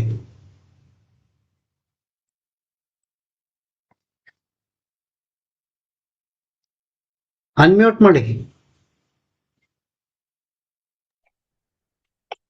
ಬಸವಣ್ಣನವರ ಈ ವಚನವನ್ನ ವಿಶ್ಲೇಷಣೆ ಮಾಡಲು ಆಗಮಿಸಿದ್ದಾರೆ ನಮ್ಮ ವೇದಿಕೆಯ ಹಿರಿಯ ಸದಸ್ಯರಾದ ಡಾಕ್ಟರ್ ನೀಲಾಂಬಿಕಾ ಪೊಲೀಸ್ ಪಾಟೀಲ್ ಅಕ್ಕ ಅವರು.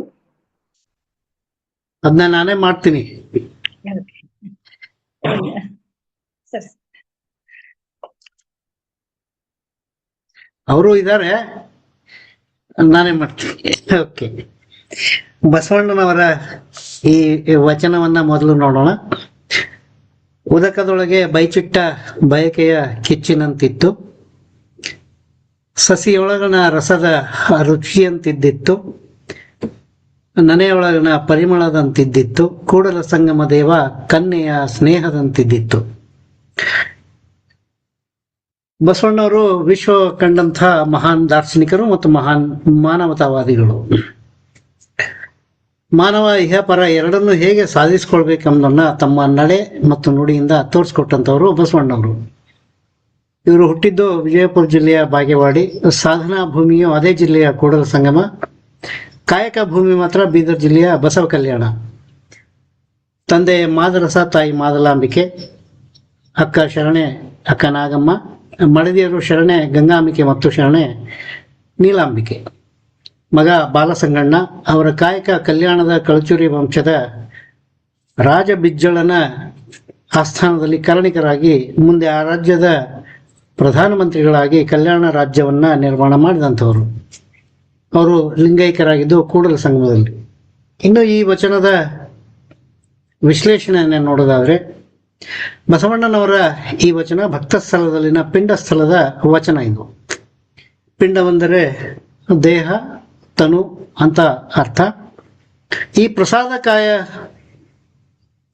ಈ ಪ್ರಸಾದ ಕಾಯದೊಳಗೆ ಶಿವ ಅಡಗಿರುವ ಪರಿಯನ್ನ ಈ ವಚನ ನಿರ್ದೇಶನ ಮಾಡ್ತದೆ. ಒಂದ್ ನಿಮಿಷ.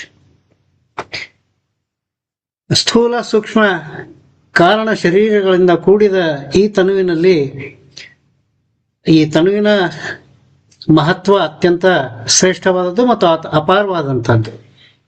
ಅಂತಹ ಪರಾತ್ಪರ ವಸ್ತುವಿನ ನಿಲುವನ್ನ ಬಸವಣ್ಣವರು ಅರ್ಥಪೂರ್ಣ ಸಾದೃಶ್ಯಗಳಿಂದ ಉಪಮಾಲಂಕಾರ ರೀತಿಯೊಳಗೆ ಅವುಗಳನ್ನ ಉಪಮೆಗಳನ್ನ ಬಳಸ್ಕೊಂಡು ವಿಶ್ಲೇಷಣೆಯನ್ನ ಮಾಡ್ತಾರೆ. ಈ ವಚನದಲ್ಲಿ ಮೊದಲನೆಯ ಉಪಮೆ ಉದಕದೊಳಗೆ ಬಚ್ಚಿಟ್ಟ ಬಯಕೆ, ಎರಡನೆಯದ್ದು ಸಸಿಯೊಳಗಿನ ಅಂದ್ರೆ ಗಿಡದೊಳಗಿನ ರಸದ ರುಚಿ, ಮೂರನೆಯದ್ದು ಮೊಗ್ಗಿನೊಳಗಿರುವ ಪರಿಮಳ, ನಾಲ್ಕನೇ ಉಪಮೆ ಕನ್ಯೆಯ ಸ್ನೇಹ.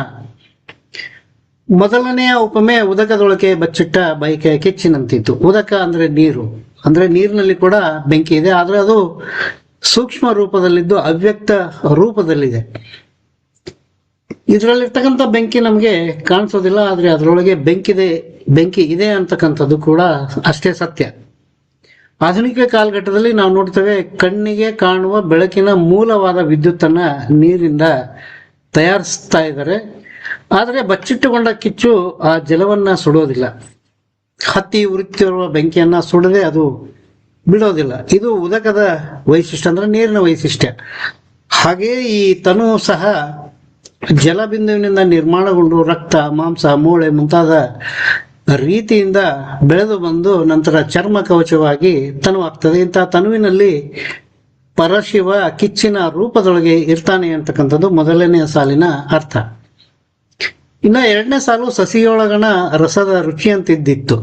ಸಸಿ ಅಂದ್ರೆ ಮರ, ಬೃಹದಾಕಾರದಲ್ಲಿ ಬೆಳೆದು ನಿಂತಿರೋಕ್ಕೆ ಅನೇಕ ವಿಷಯಗಳಿವೆ. ಅಂದ್ರೆ ಆ ಸಸಿ ಮರ ಹೆಂಗಾಗ್ತದೆ ಅನ್ನೋದಕ್ಕೆ ಹಲವಾರು ವೈಜ್ಞಾನಿಕ ಚಿಂತನೆಗಳಿವೆ. ಭೂಮಿಯಿಂದ ನೀರು ಮಣ್ಣನ್ನ ಹೀರ್ಕೊಂಡು ಸೂರ್ಯನ ಬಿಸಿಲಿನ ಸಹಾಯ ಪಡೆದುಕೊಂಡು ಪತ್ರಹರಿತ್ತಿನ ಮೂಲಕ ಅದು ಒಂದು ಫಲವನ್ನ ಕೊಡ್ತದೆ. ಈ ಎಲ್ಲದರ ಸಾರವೇ ಅದರ ಫಲ. ಆ ಹಣ್ಣು ನೋಡೋದ್ರಿಂದ ಮುಟ್ಟೋದ್ರಿಂದ ಅದರ ಸಾರವನ್ನ ಸವಿಯಲು ನಮಗೆ ಆಗೋದಿಲ್ಲ, ಅಂದ್ರೆ ಅದರ ಸಿವಿ ನಮಗೆ ಅರ್ಥ ಆಗೋದಿಲ್ಲ. ಅದನ್ನ ಸವಿದಾಗ ಮಾತ್ರ ಅಥವಾ ತಿಂದಾಗ ಮಾತ್ರ ಆನಂದ ಪಡಲು ಹೇಗೆ ಸಾಧ್ಯವೋ ಹಾಗೆ ತನುವಿನೊಳಗಿನ ಅನೇಕ ಷಡ್ವರ್ಗಗಳನ್ನ ತೆಗೆದು ಒಳಗಿರುವ ಪರಮ ಸತ್ಯವನ್ನ ಕಾಣಬೇಕು ಅಂತಕ್ಕಂಥದ್ದೇ ಈ ಎರಡನೇ ಸಾಲಿನ ಅರ್ಥ.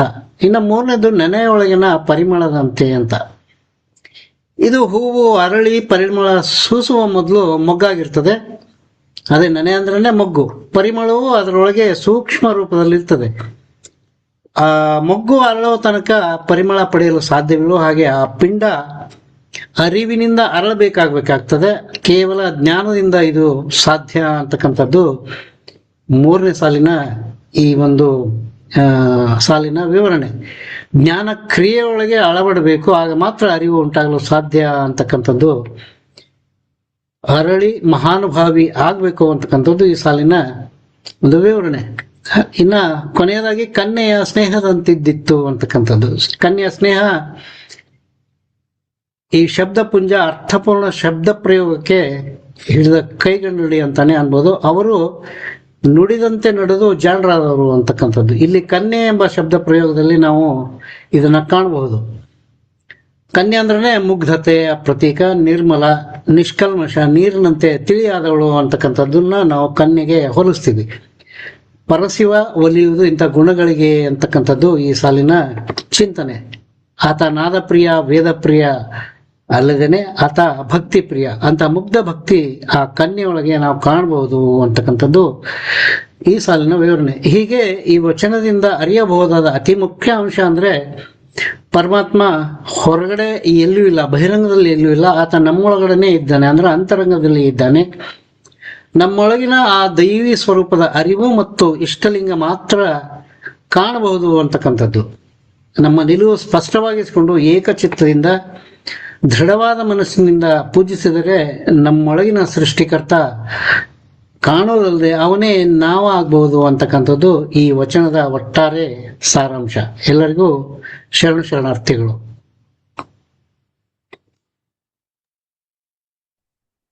ಶರಣಾರ್ಥಿಗಳು ಸರ್. ಓಕೆ.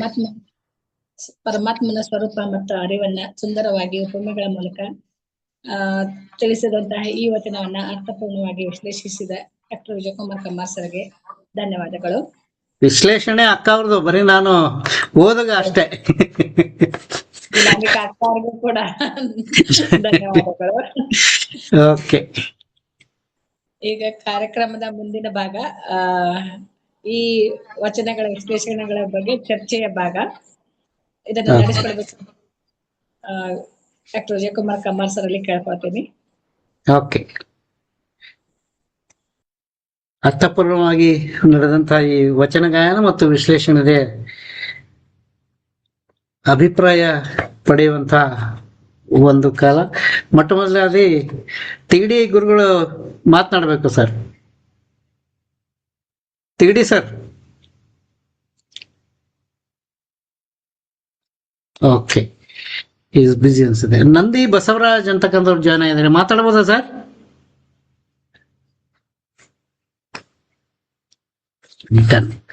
ಮುರುಗಪ್ಪ ಸರ್ ಮಾತಾಡಿ. ಮುರುಗಪ್ಪ ಸರ್.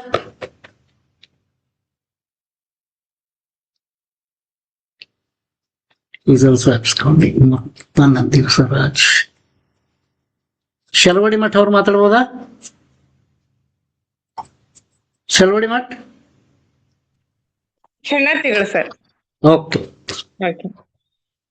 ಸರ್, ಒಂದು ಒಳ್ಳೆ ಅತ್ಯುತ್ತಮವಾದಂತಹ ಒಂದು ಕಾರ್ಯಕ್ರಮ ಇದು. ಮುಗಿಲೇಬಾರದು ಅಂತನ್ನುವಂತ ಒಂದು ವಿಚಾರ. ಮೃತ್ಯುಂಜಯ ಶೆಟ್ರು ಸರ್ ಮಾತನ್ನ ಬಹಳ ದಿನ ಆಗಿತ್ತು ಕೇಳಿ. ಬಹಳ ಒಳ್ಳೆ ಮೌಲಿಕವಾದಂತಹ ಮಾತುಗಳನ್ನ ಮಾತನಾಡಿದ್ದಾರೆ. ನನಗನ್ಸುತ್ತೆ ಈ ಸಂಗೀತ ಸುದೆ, ಸಂಗೀತಕ್ಕೆ ಒಂದು ದೊಡ್ಡ ಶಕ್ತಿ ಇದೆ. ಅಕ್ಬರ್ನ ಆಸ್ಥಾನದಲ್ಲಿ ಇರುವಂತಹ ತಾನ್ಸೇನ್ ಅವರು ದೀಪಕ್ ರಾಗ ಹಾಡಿದ್ರೆ ದೀಪಗಳು ಹತ್ಕೊಳ್ತಾ ಇದ್ವಂತೆ. ಈ ಸಂಗೀತಕ್ಕೆ ರೋಗವನ್ನ ಕಳೆಯುವಂತಹ ಶಕ್ತಿ ಇದೆ. ಮಕ್ಕಳು ಎಷ್ಟು ಚೆನ್ನಾಗಿ ಇವತ್ತು ಬಹಳ ಚೆನ್ನಾಗಿ ಸಂಗೀತವನ್ನ, ವಚನ ಗಾಯನವನ್ನ ಮಾಡಿದ್ದಾರೆ ಸರ್. ಅದರ ಹಂತ ಹಂತವಾಗಿ ಅದನ್ನ ಅವ್ರು ಅರ್ಥ ಮಾಡ್ಕೊಂಡು ಆ ಸಂಗೀತ ವಚನ ಗಾಯನವನ್ನ ಹಾಡ್ತಾ ಇರುವಂತದ್ದು ತುಂಬಾ ಖುಷಿಯಾಗಿದೆ. ನಾವು ತಿಮ್ಮಣ್ಣ ಭೀಮರಾವ್ ಸರ್ಗೆ ತುಂಬಾ ಧನ್ಯವಾದಗಳನ್ನ ಹೇಳ್ತೇವೆ. ಯಾಕಂದ್ರೆ ಅವ್ರ ಶ್ರಮ ಬಹಳ ಇದೆ. ಅವರನ್ನು ಟ್ರೈನ್ ಅಪ್ ಮಾಡೋದು ಬಹಳ ಮುಖ್ಯವಾಗಿತ್ತು. ಅದನ್ನು ಅವರು ಮಾಡಿದ್ದಾರೆ.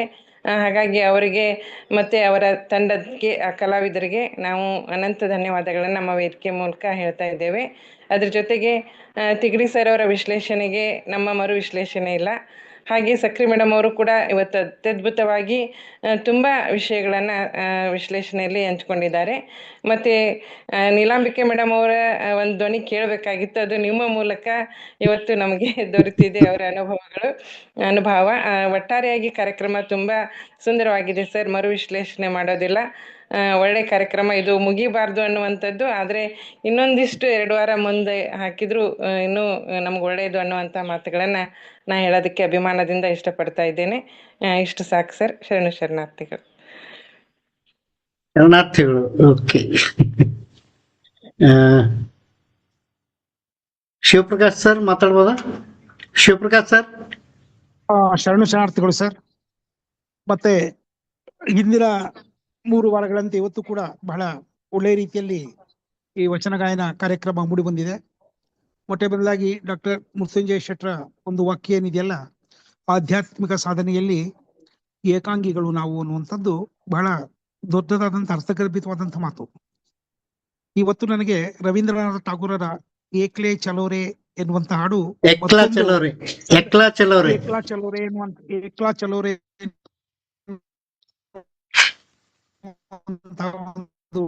ಕವನ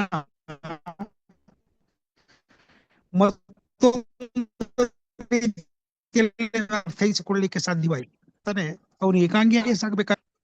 ನಾವು ಮಾತುಗಳನ್ನ ನಿಮ್ಮಿಂದ ಎರವಲು ಪಡೆಯಬಹುದು, ಪ್ರವಚನಗಳನ್ನ ನಿಮ್ಮಿಂದ ಎರವಲು ಪಡೆಯಬಹುದು, ಉಪದೇಶಗಳನ್ನ ನಿಮ್ಮಿಂದ ಎರವಲು ಪಡೆಯಬಹುದು. ಆದರೆ ಅನುಭವಗಳು ಮಾತ್ರ ಸ್ವಯಂಕೃತವಾದಂತಹ ಅನುಭವಗಳೇ ಆಗಿರುತ್ತೆ.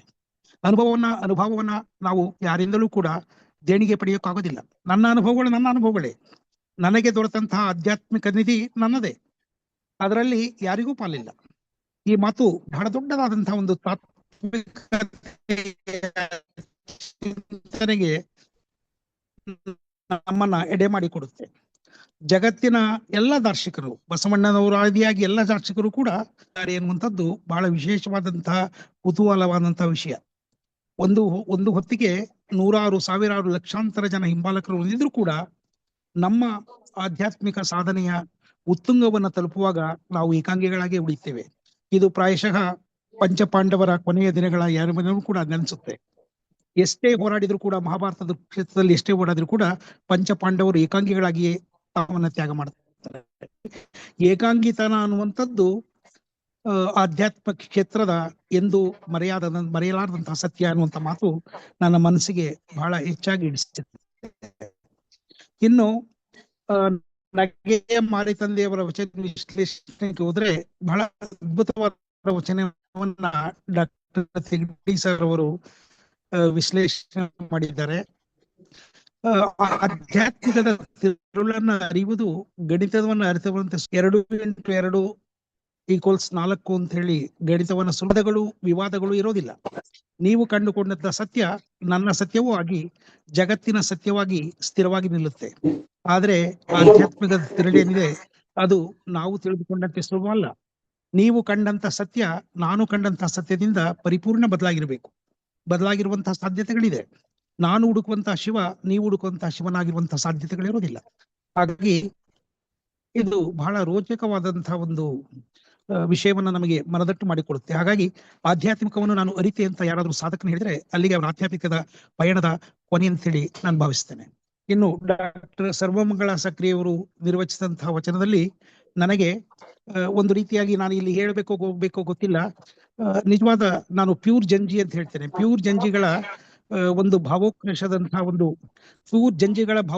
ಒಂದು ಉತ್ಕಂಠತೆ ನನಗೆ ಕಾಣಿಸುತ್ತೆ ನೋಡಿ. ಅದು 12ನೇ ಶತಮಾನವಿರಲಿ 21ನೇ ಶತಮಾನವಿರಲಿ, ಪ್ರತಿರೋಧ ಅನ್ನುವಂಥದ್ದು ಮಾನವನ ಎದೆಯಲ್ಲಿ ನಿರಂತರವಾಗಿ ಹರಿಯುತ್ತಿರುವಂತಹ ಒಂದು ಧಾರೆಯಾಗಿ ನಮಗೆ ಕಾಣಿಸುತ್ತೆ. ಅಕ್ಕಮ್ಮನಂಥ ಶರಣೆಯ ಎದೆಯಲ್ಲಿ ಆವತ್ತಿನ ಸಮಾಜದ ವಿರುದ್ಧ ಇದ್ದಂತಹ ಕ್ರೋಶ, ಆವತ್ತಿನ ಸಮಾಜದ ವಿರುದ್ಧ ಶ್ರೇಣೀಕೃತ ಸಮಾಜದ ಇದ್ದಂತಹ ಆ ಆವೇಶ ಎಷ್ಟು ಸ್ಫುಟವಾಗಿ ಆಕೆಯ ವಚನದಲ್ಲಿ ನಿಂತಿದೆ ಅಂತ ಹೇಳಿದ್ರೆ, ಆಕೆ ಆವತ್ತಿನ ಸಮಾಜದ ಮೂಲಭೂತ ತತ್ವಗಳನ್ನ ಒಬ್ಬ ಹೆಣ್ಣಾಗಿ ಎಷ್ಟರ ಮಟ್ಟಿಗೆ ಎದುರಿಸ್ತಾಳೆ ಅಂತ ಹೇಳಿದ್ರೆ, ಪ್ರಾಯಶಃ ಶರಣರಿಗೆ ಮುಂದೆ ಆದಂತಹ ನನಗೆ ತಿಳಿಯುತ್ತೆ, ಇದು ಕಲ್ಯಾಣದಲ್ಲಿ ಆದಂತಹ ಒಂದು ಮದುವೆ ಘಟನೆ ಕಾರಣ ಅಲ್ಲ. ಶರಣರು ಎತ್ತಿದಂತಹ ಮೂಲಭೂತವಾದಿಗಳನ್ನ ಅಸ್ಥಿರಗೊಳಿಸುವಂತಹ ಮತ್ತು ಅಸಹನೀಯವಾದಂತಹ ಪ್ರಶ್ನೆಗಳು, ಆವತ್ತಿನ ಮೂಲಭೂತರಿಗೆ ಈ ಪ್ರಶ್ನೆ ಕೆಳಗ ಮಾಡುವಂತಹ ಒಂದು ಪ್ರಶ್ನೆಗಳು ದುಡಿಯುವ ವರ್ಗದಿಂದ ಬಂದಿದ್ದು ಪ್ರಾಯತಃ ಪುರೋಹಿತ ಶಾಹಿಗೆ ಎಂದೂ ಇಷ್ಟವಾಗ್ಲಿಲ್ಲ ಅನ್ನೋದನ್ನ ಅರ್ಥ ಮಾಡಿಕೊಳ್ಬೇಕು. ಹಾಗಾಗಿ ಕಲ್ಯಾಣ ಕ್ರಾಂತಿಯ ಬೀಜಗಳು ಬಹಳ ಮತ್ತೆ ಕೊನೆಯದಾಗಿ ಇನ್ನೊಂದು ವಚನವನ್ನ ನಮ್ಮ ಡಾಕ್ಟರ್ ವಿಜಯಕುಮಾರ್ ಸರ್ ಅವರು ವಿಶ್ಲೇಷಿಸಿದ್ರು. ಅದು ಡಾಕ್ಟರ್ ನೀಲಾಂಬಿಕಾ ಅಕ್ಕ ಅವರು ಬರೆದು ಕೊಟ್ಟಂತಹ ವಚನದ ವಿಶ್ಲೇಷಣೆ ಅಂತ ಹೇಳಿದ್ರು. ಇದು ಬಹಳ ಒಂದು ಸುಂದರವಾದಂತಹ ಬಸವಣ್ಣನವರ ವಚನ ಅಂತ ಹೇಳಿ ನಾನು ಭಾವಿಸ್ತೇನೆ. ಇಲ್ಲಿ ಪ್ರತ್ಯಕ್ಷ ಮತ್ತು ಅಪ್ರತ್ಯಕ್ಷ ಲೋಕಗಳ ಬಗ್ಗೆ ವಿವರಣೆ ಇದೆ. ಯಾವುದು ಪ್ರತ್ಯಕ್ಷ, ಯಾವುದು ಅಪ್ರತ್ಯಕ್ಷ. ಪ್ರತ್ಯಕ್ಷ ತನುವಿನಲ್ಲಿ ಇರುವಂತಹದ್ದು ಬಹಳಷ್ಟು ಅಪ್ರತ್ಯಕ್ಷವಾಗಿ ಉಳಿಯುತ್ತೆ. ಒಬ್ಬ ಸಾಧಕನನ್ನ ನೀವು ನೋಡಿದ್ರೆ ಆತ ನೀವು ಹುಚ್ಚನನ್ನಾಗಿ ನೋಡ್ತೀರಿ, ನೀವು ಆತ ನಿಮಗೆ ಯೋಗಿಯಾಗಿ ಕಾಣ್ತಾನೆ, ಆತ ಒಬ್ಬ ವಿರಾಗಿಯಾಗಿ ಕಾಣ್ತಾನೆ. ಆದರೆ ಆತನ ಕಿಡಿ ಏನಿದೆಯಲ್ಲ ಅದು ಬಹಳ ದೊಡ್ಡದಾಗಿರುತ್ತೆ. ಹಾಗಾಗಿ ಇದು ಭಕ್ತ ಸ್ಥಳದಲ್ಲಿ ಇರುವಂತಹ ಪಿಂಡ ಸ್ಥಳದ ವಚನವಾದರೂ ಕೂಡ ಇದು ಮಾನವನ ಕಾಯದ ಅಪಮಿತ ಮಿತಿಗಳನ್ನ ನಮಗೆ ತಿಳಿಸ್ಕೊಡುತ್ತೆ. ಮಾನವನ ಕಾಯ ಅನ್ನುವಂಥದ್ದು ಅಚ್ಚರಿಯ ಲೋಕ. ಇದು ವೈದ್ಯ ಲೋಕಕ್ಕೆ ಹೇಗೆ ಅನ್ವಯವಾಗುತ್ತೋ ಹಾಗೆಯೇ ಕೂಡ ಆಧ್ಯಾತ್ಮಿಕ ಲೋಕಕ್ಕೂ ಕೂಡ ಅನ್ವಯವಾಗುತ್ತೆ. ಕೇವಲ ವೈದ್ಯರು ಮಾತ್ರ ಮಾನವನನ್ನ ವಿಸ್ಮಯಗೊಳಿಸುವ ಬೆರಗುಗೊಳಿಸುವಂತಹ ಯಂತ್ರ ಅಂತ ಹೇಳಿ ಭಾವಿಸ್ತಿಲ್ಲ. ಮಾನವನಲ್ಲಿ ಇರುವಂತಹ ಆಧ್ಯಾತ್ಮಿಕದ ಹಸಿವೇನಿದೆ ಅದು ಕೂಡ ಚಿಂತಕರನ್ನ ಆಗಾಗ ಕಂಗಡಿಸುತ್ತೆ. ಈ ದೇಹ ಅನ್ನುವಂಥದ್ದು ಇಂಥ ದೊಡ್ಡ ಸಾಧನೆಯನ್ನ ಮರೆಯಬಲ್ಲದೆ ಎನ್ನುವಂಥದ್ದು ನಮಗೆ ಬಹಳಷ್ಟು ಕಾಲ ಚಿಂತೆಯಾಗಿ ಕಾಣಿಸುತ್ತೆ, ಬಹಳ ಮುಗಿಯದಂತಹ ಅಚ್ಚರಿಯಾಗಿ ಕಾಣಿಸುತ್ತೆ. ಇಷ್ಟು ಮಾತುಗಳನ್ನು ಹೇಳ್ಬಿಟ್ಟು ಮತ್ತೊಮ್ಮೆ ಇವತ್ತಿನ ಅದ್ಭುತವಾದಂತಹ ಒಂದು ತಾವು ಪ್ರಾರಂಭಿಸಿದ ಪಯಣಕ್ಕೆ ನಾನು ಹೇಳ್ತೇನೆ. ಮತ್ತೆ ನಮ್ಮ ಡಾಕ್ಟರ್ ಶೆಲ್ವಾಡಿ ಮಠ ಅವರು ಕೇಳಿಕೊಂಡ ಹಾಗೆ ಇದು ಕೂಡ ಒಂದು ರೀತಿಯಲ್ಲಿ ಮುಗಿಯದ ಪಯಣವಾಗ್ಲಿ ಸಾಗ್ಲಿ ಅನ್ನುವಂತಹ ಒಂದು ನನ್ನ ಆಶೆಯನ್ನ ಇಲ್ಲಿ ವ್ಯಕ್ತಪಡಿಸುತ್ತಾ ನನ್ನ 4 ಮಾತುಗಳಿಗೆ ವಿರಾಮ ಮಾಡ್ತೇನೆ. ಶರಣಾರ್ಥಿಗಳು. ಶರಣಾರ್ಥಿಗಳು sir. Thank you very much. Okay, Murshalli ಅವರಿದ್ದಾರೆ, ಮಾತಾಡ್ತೀರಾ? ಸುನಿತಾ ಮೂರ್ಶಳ್ಳಿ ಅವರು. ಓಕೆ. ನೀಲಾಂಬಿಕಾ ಅಕ್ಕ ಅವ್ರು ಮಾತಾಡ್ರಿ. ಅಕ್ಕ ಅವ್ರೆ ಮಾತಾಡಿ. ಅಕ್ಕ ಮಾತಾಡೋದ್ ಕೇಳ್ತೇನ್ರಿ ಸರ್. ಶರಣಾರ್ಥಿ ಎಲ್ಲರಿಗೂ. ಓಕೆ, ಸರಿ ಸರಿ ಸರ್.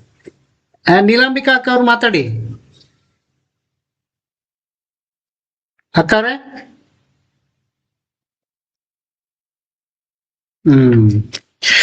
ಓಕೆ. ಸಕ್ರಿ ಅಕ್ಕ ಅವರು ಇಲ್ಲ ಅನ್ಸುತ್ತೆ. ಓಕೆ, ಇನ್ನ ಶರಣ ಸಮರ್ಪಣೆಗೆ ಹೋಗ್ಬೋದಾ? ಮತ್ತೆ ಯಾರು ಮಾತಾಡ್ತೀರಿ?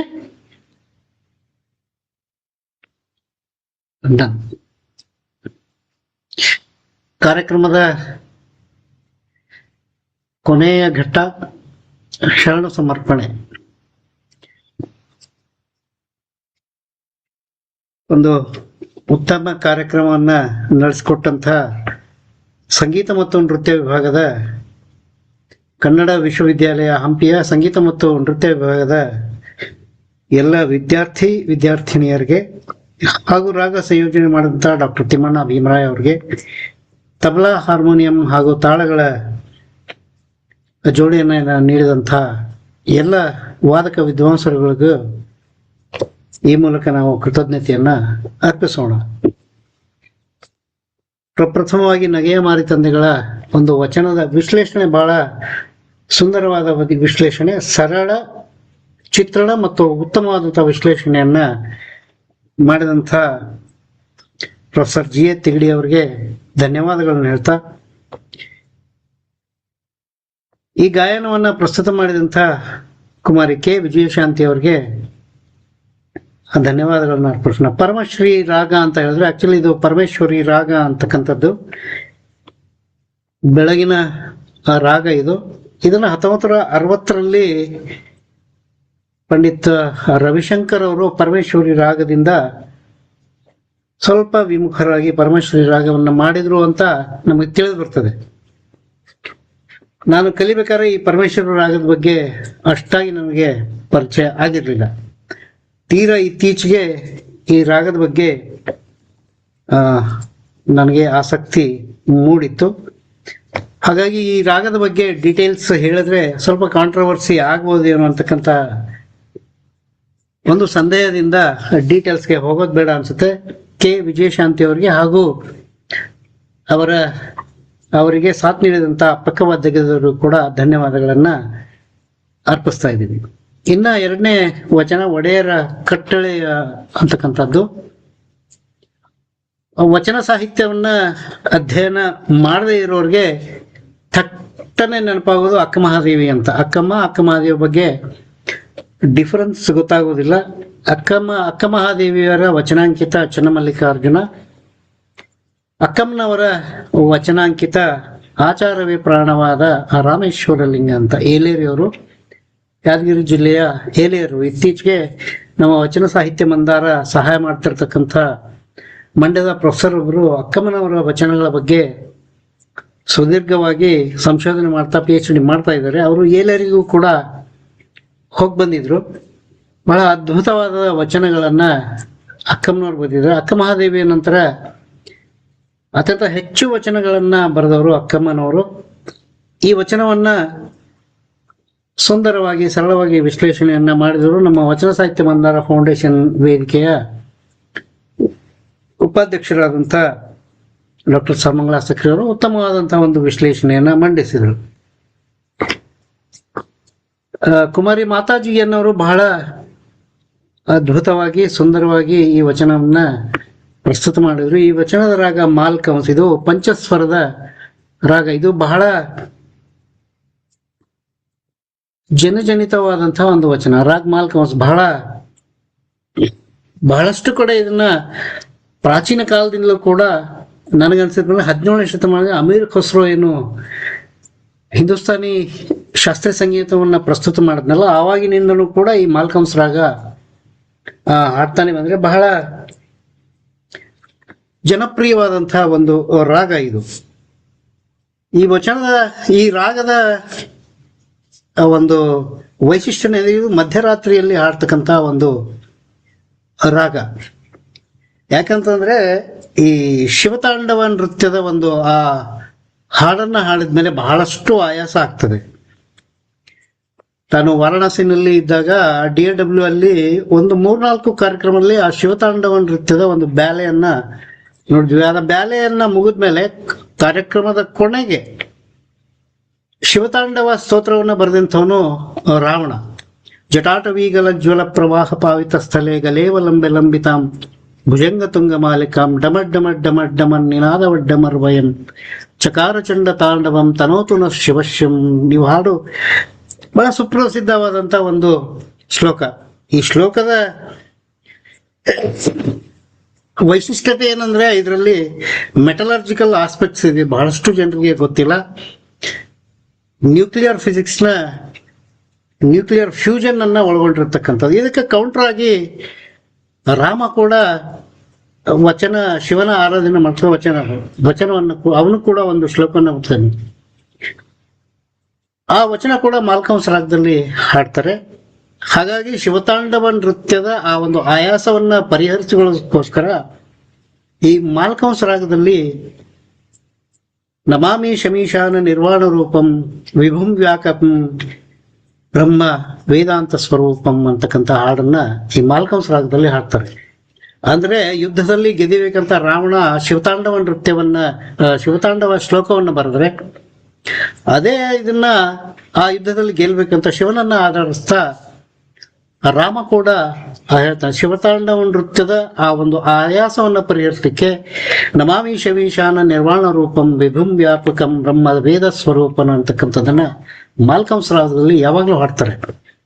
ಹಾಗಾಗಿ ಮಾಲ್ಕಂಸ್ ರಾಗ ಬಹಳ ಚಿರಪರಿಚಿತವಾದಂತ,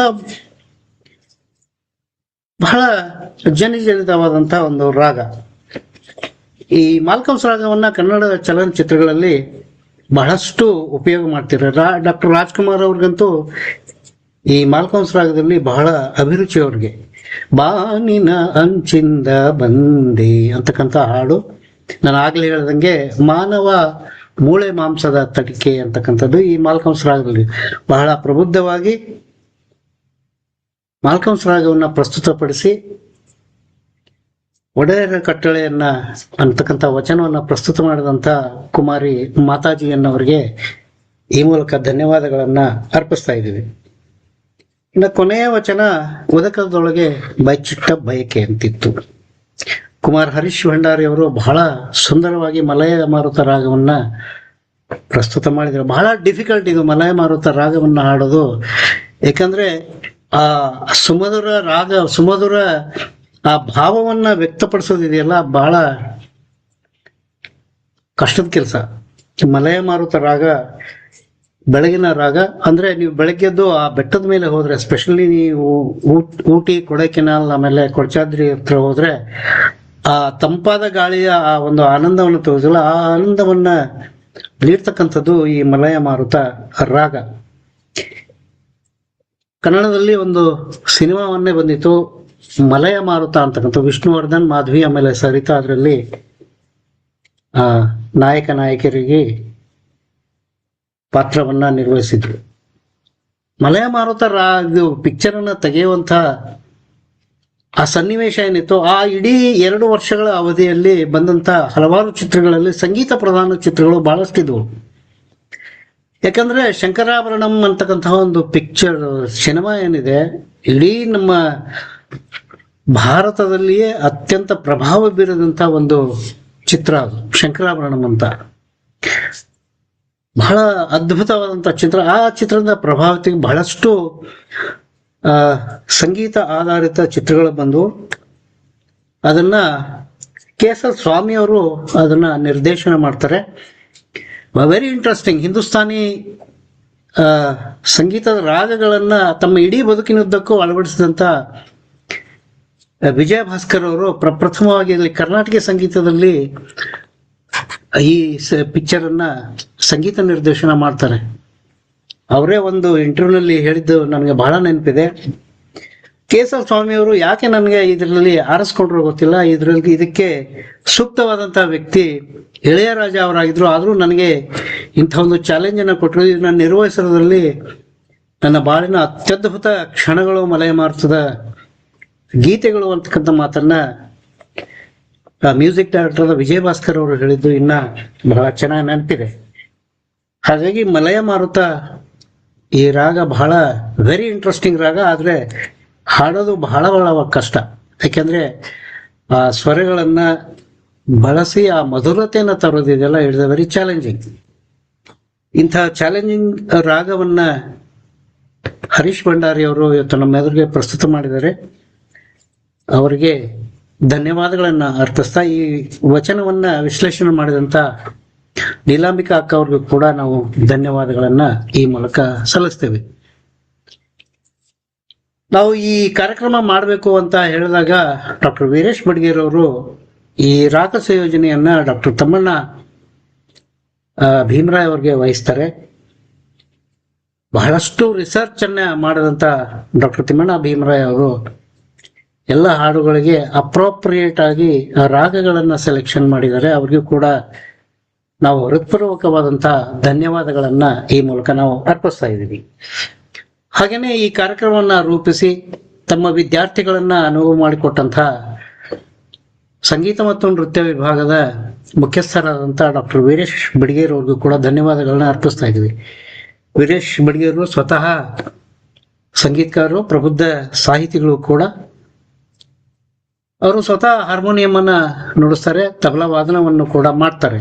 ಹಾಗಾಗಿ ಡಾಕ್ಟರ್ ವೀರೇಶ್ ಬಡ್ಗೇರ್ ಅವರು ನಮಗೆ ಆದರ್ಶ ಪ್ರಾಯ ಅಷ್ಟೇ ಅಲ್ಲ, ಈ ಕಾರ್ಯಕ್ರಮ ಬಹಳಷ್ಟು ಶ್ರಮ ವಹಿಸಿದ್ದಾರೆ. ಅವ್ರಿಗೂ ಕೂಡ ನಾವು ಧನ್ಯವಾದಗಳನ್ನ ಅರ್ಪಿಸ್ತಾ ಇದ್ದೀವಿ. ಹಾಗೇನೆ ಈ ಕಾರ್ಯಕ್ರಮವನ್ನ ರೂಪಿಸ್ಲಿಕ್ಕೆ ಹಂಪಿ ವಿಶ್ವವಿದ್ಯಾಲಯದ ಕುಲಪತಿಗಳಾದಂಥ ಡಾಕ್ಟರ್ ಪರಮಶಿವಮೂರ್ತಿ ಅವರು ಕೂಡ ಅನುವು ಮಾಡಿಕೊಟ್ಟಿದ್ದಾರೆ. ಅವ್ರಿಗೂ ಕೂಡ ಈ ಮೂಲಕ ನಾವು ಧನ್ಯವಾದಗಳನ್ನ ಅರ್ಪಿಸ್ತಾ ಇದ್ದೀವಿ. ಇನ್ನ ಸಂವಾದದಲ್ಲಿ ಪಾಲ್ಗೊಂಡಂತ ಶಲ್ವಡಿ ಮಠ ಅವರು, ಶಿವಪ್ರಕಾಶ್ ಅವರು, ಆಮೇಲೆ ಸಕ್ರಿ ಅಕ್ಕ ಅವರು ಕೂಡ ಈ ಮೂಲಕ ಧನ್ಯವಾದಗಳನ್ನ ಅರ್ಪಿಸ್ತಾ ಇದ್ದೀವಿ. ಈ ಕಾರ್ಯಕ್ರಮವನ್ನ ಅಚ್ಚುಕಟ್ಟವಾಗಿ ನಿರ್ವಹಣೆ ಮಾಡಿದಂಥ ಶ್ರೀಮತಿ ಅನುಪಮ್ ಪಾಟೀಲ್ ಅವ್ರಿಗೂ ಕೂಡ ಧನ್ಯವಾದಗಳನ್ನ ಅರ್ಪಿಸ್ತಾ ಇದ್ವಿ. ಹಾಗೇನೆ ಈ ಕಾರ್ಯಕ್ರಮದಲ್ಲಿ ವೀಕ್ಷಕ ಪ್ರಭುಗಳಾಗಿ ಆಗಮಿಸಿದಂಥ ಎಲ್ಲ ವೀಕ್ಷಕ ಪ್ರಭುಗಳಿಗೂ ಕೂಡ ನಾವು ಧನ್ಯವಾದಗಳನ್ನ ಈ ಮೂಲಕ ಅರ್ಪಿಸ್ತಾ ಇದ್ದೀವಿ. ಮುಂದಿನ ವಾರ ಸ್ವಾತಂತ್ರ್ಯೋತ್ಸವ ದಿನಾಚರಣೆಯ ಶುಭಾಶಯಗಳನ್ನ ಎಲ್ಲರಿಗೂ ಹೇಳ್ತಾ, ಮುಂದಿನ ವಾರವೂ ಕೂಡ ಈ ಕಾರ್ಯಕ್ರಮದ ಅಂತಿಮ ಸಂಚಿಕೆಯೊಂದಿಗೆ ನಾವು ನಿಮ್ಮೊಂದಿಗೆ ಹಾಜರಿರ್ತೀವಿ. ಮತ್ತೆ 3 ಜನ ವಿದ್ವಾಂಸರು ಹಾಗೂ ಒಬ್ಬ ವಿಶ್ಲೇಷಣೆಯಕರನ್ನ ಪ್ರಾಸ್ತಾವಿಕ ನುಡಿಗಳನ್ನ ಆಡುವುದರ ಮೂಲಕ ಮುಂದಿನ ವಾರ ಮತ್ತೆ ನಾವು ಈ ಕಾರ್ಯಕ್ರಮದಲ್ಲಿ ಪಾಲ್ಗೊಳ್ಳೋಣ ಅಂತ ಹೇಳ್ತಾ, ವಚನ ಸಾಹಿತ್ಯದ ತೇರನ್ನ ಎಳೆಯುವಂತಹ ಜವಾಬ್ದಾರಿ ನಿಮ್ಮೆಲ್ಲರ ಹೆಗಲ ಮೇಲೆ ಇದೆ ಅಂತ ಹೇಳ್ತಾ ಈ ಕಾರ್ಯಕ್ರಮವನ್ನ ಇಲ್ಲಿಗೆ ಮುಕ್ತಾಯ ಮಾಡ್ತೀವಿ. ಮುಂದಿನ ವಾರ ಮತ್ತೆ ಸೇರೋಣ ಅಂತ ಹೇಳ್ತಾ ಎಲ್ಲರಿಗೂ ಶರಣಾರ್ಥಿಗಳು.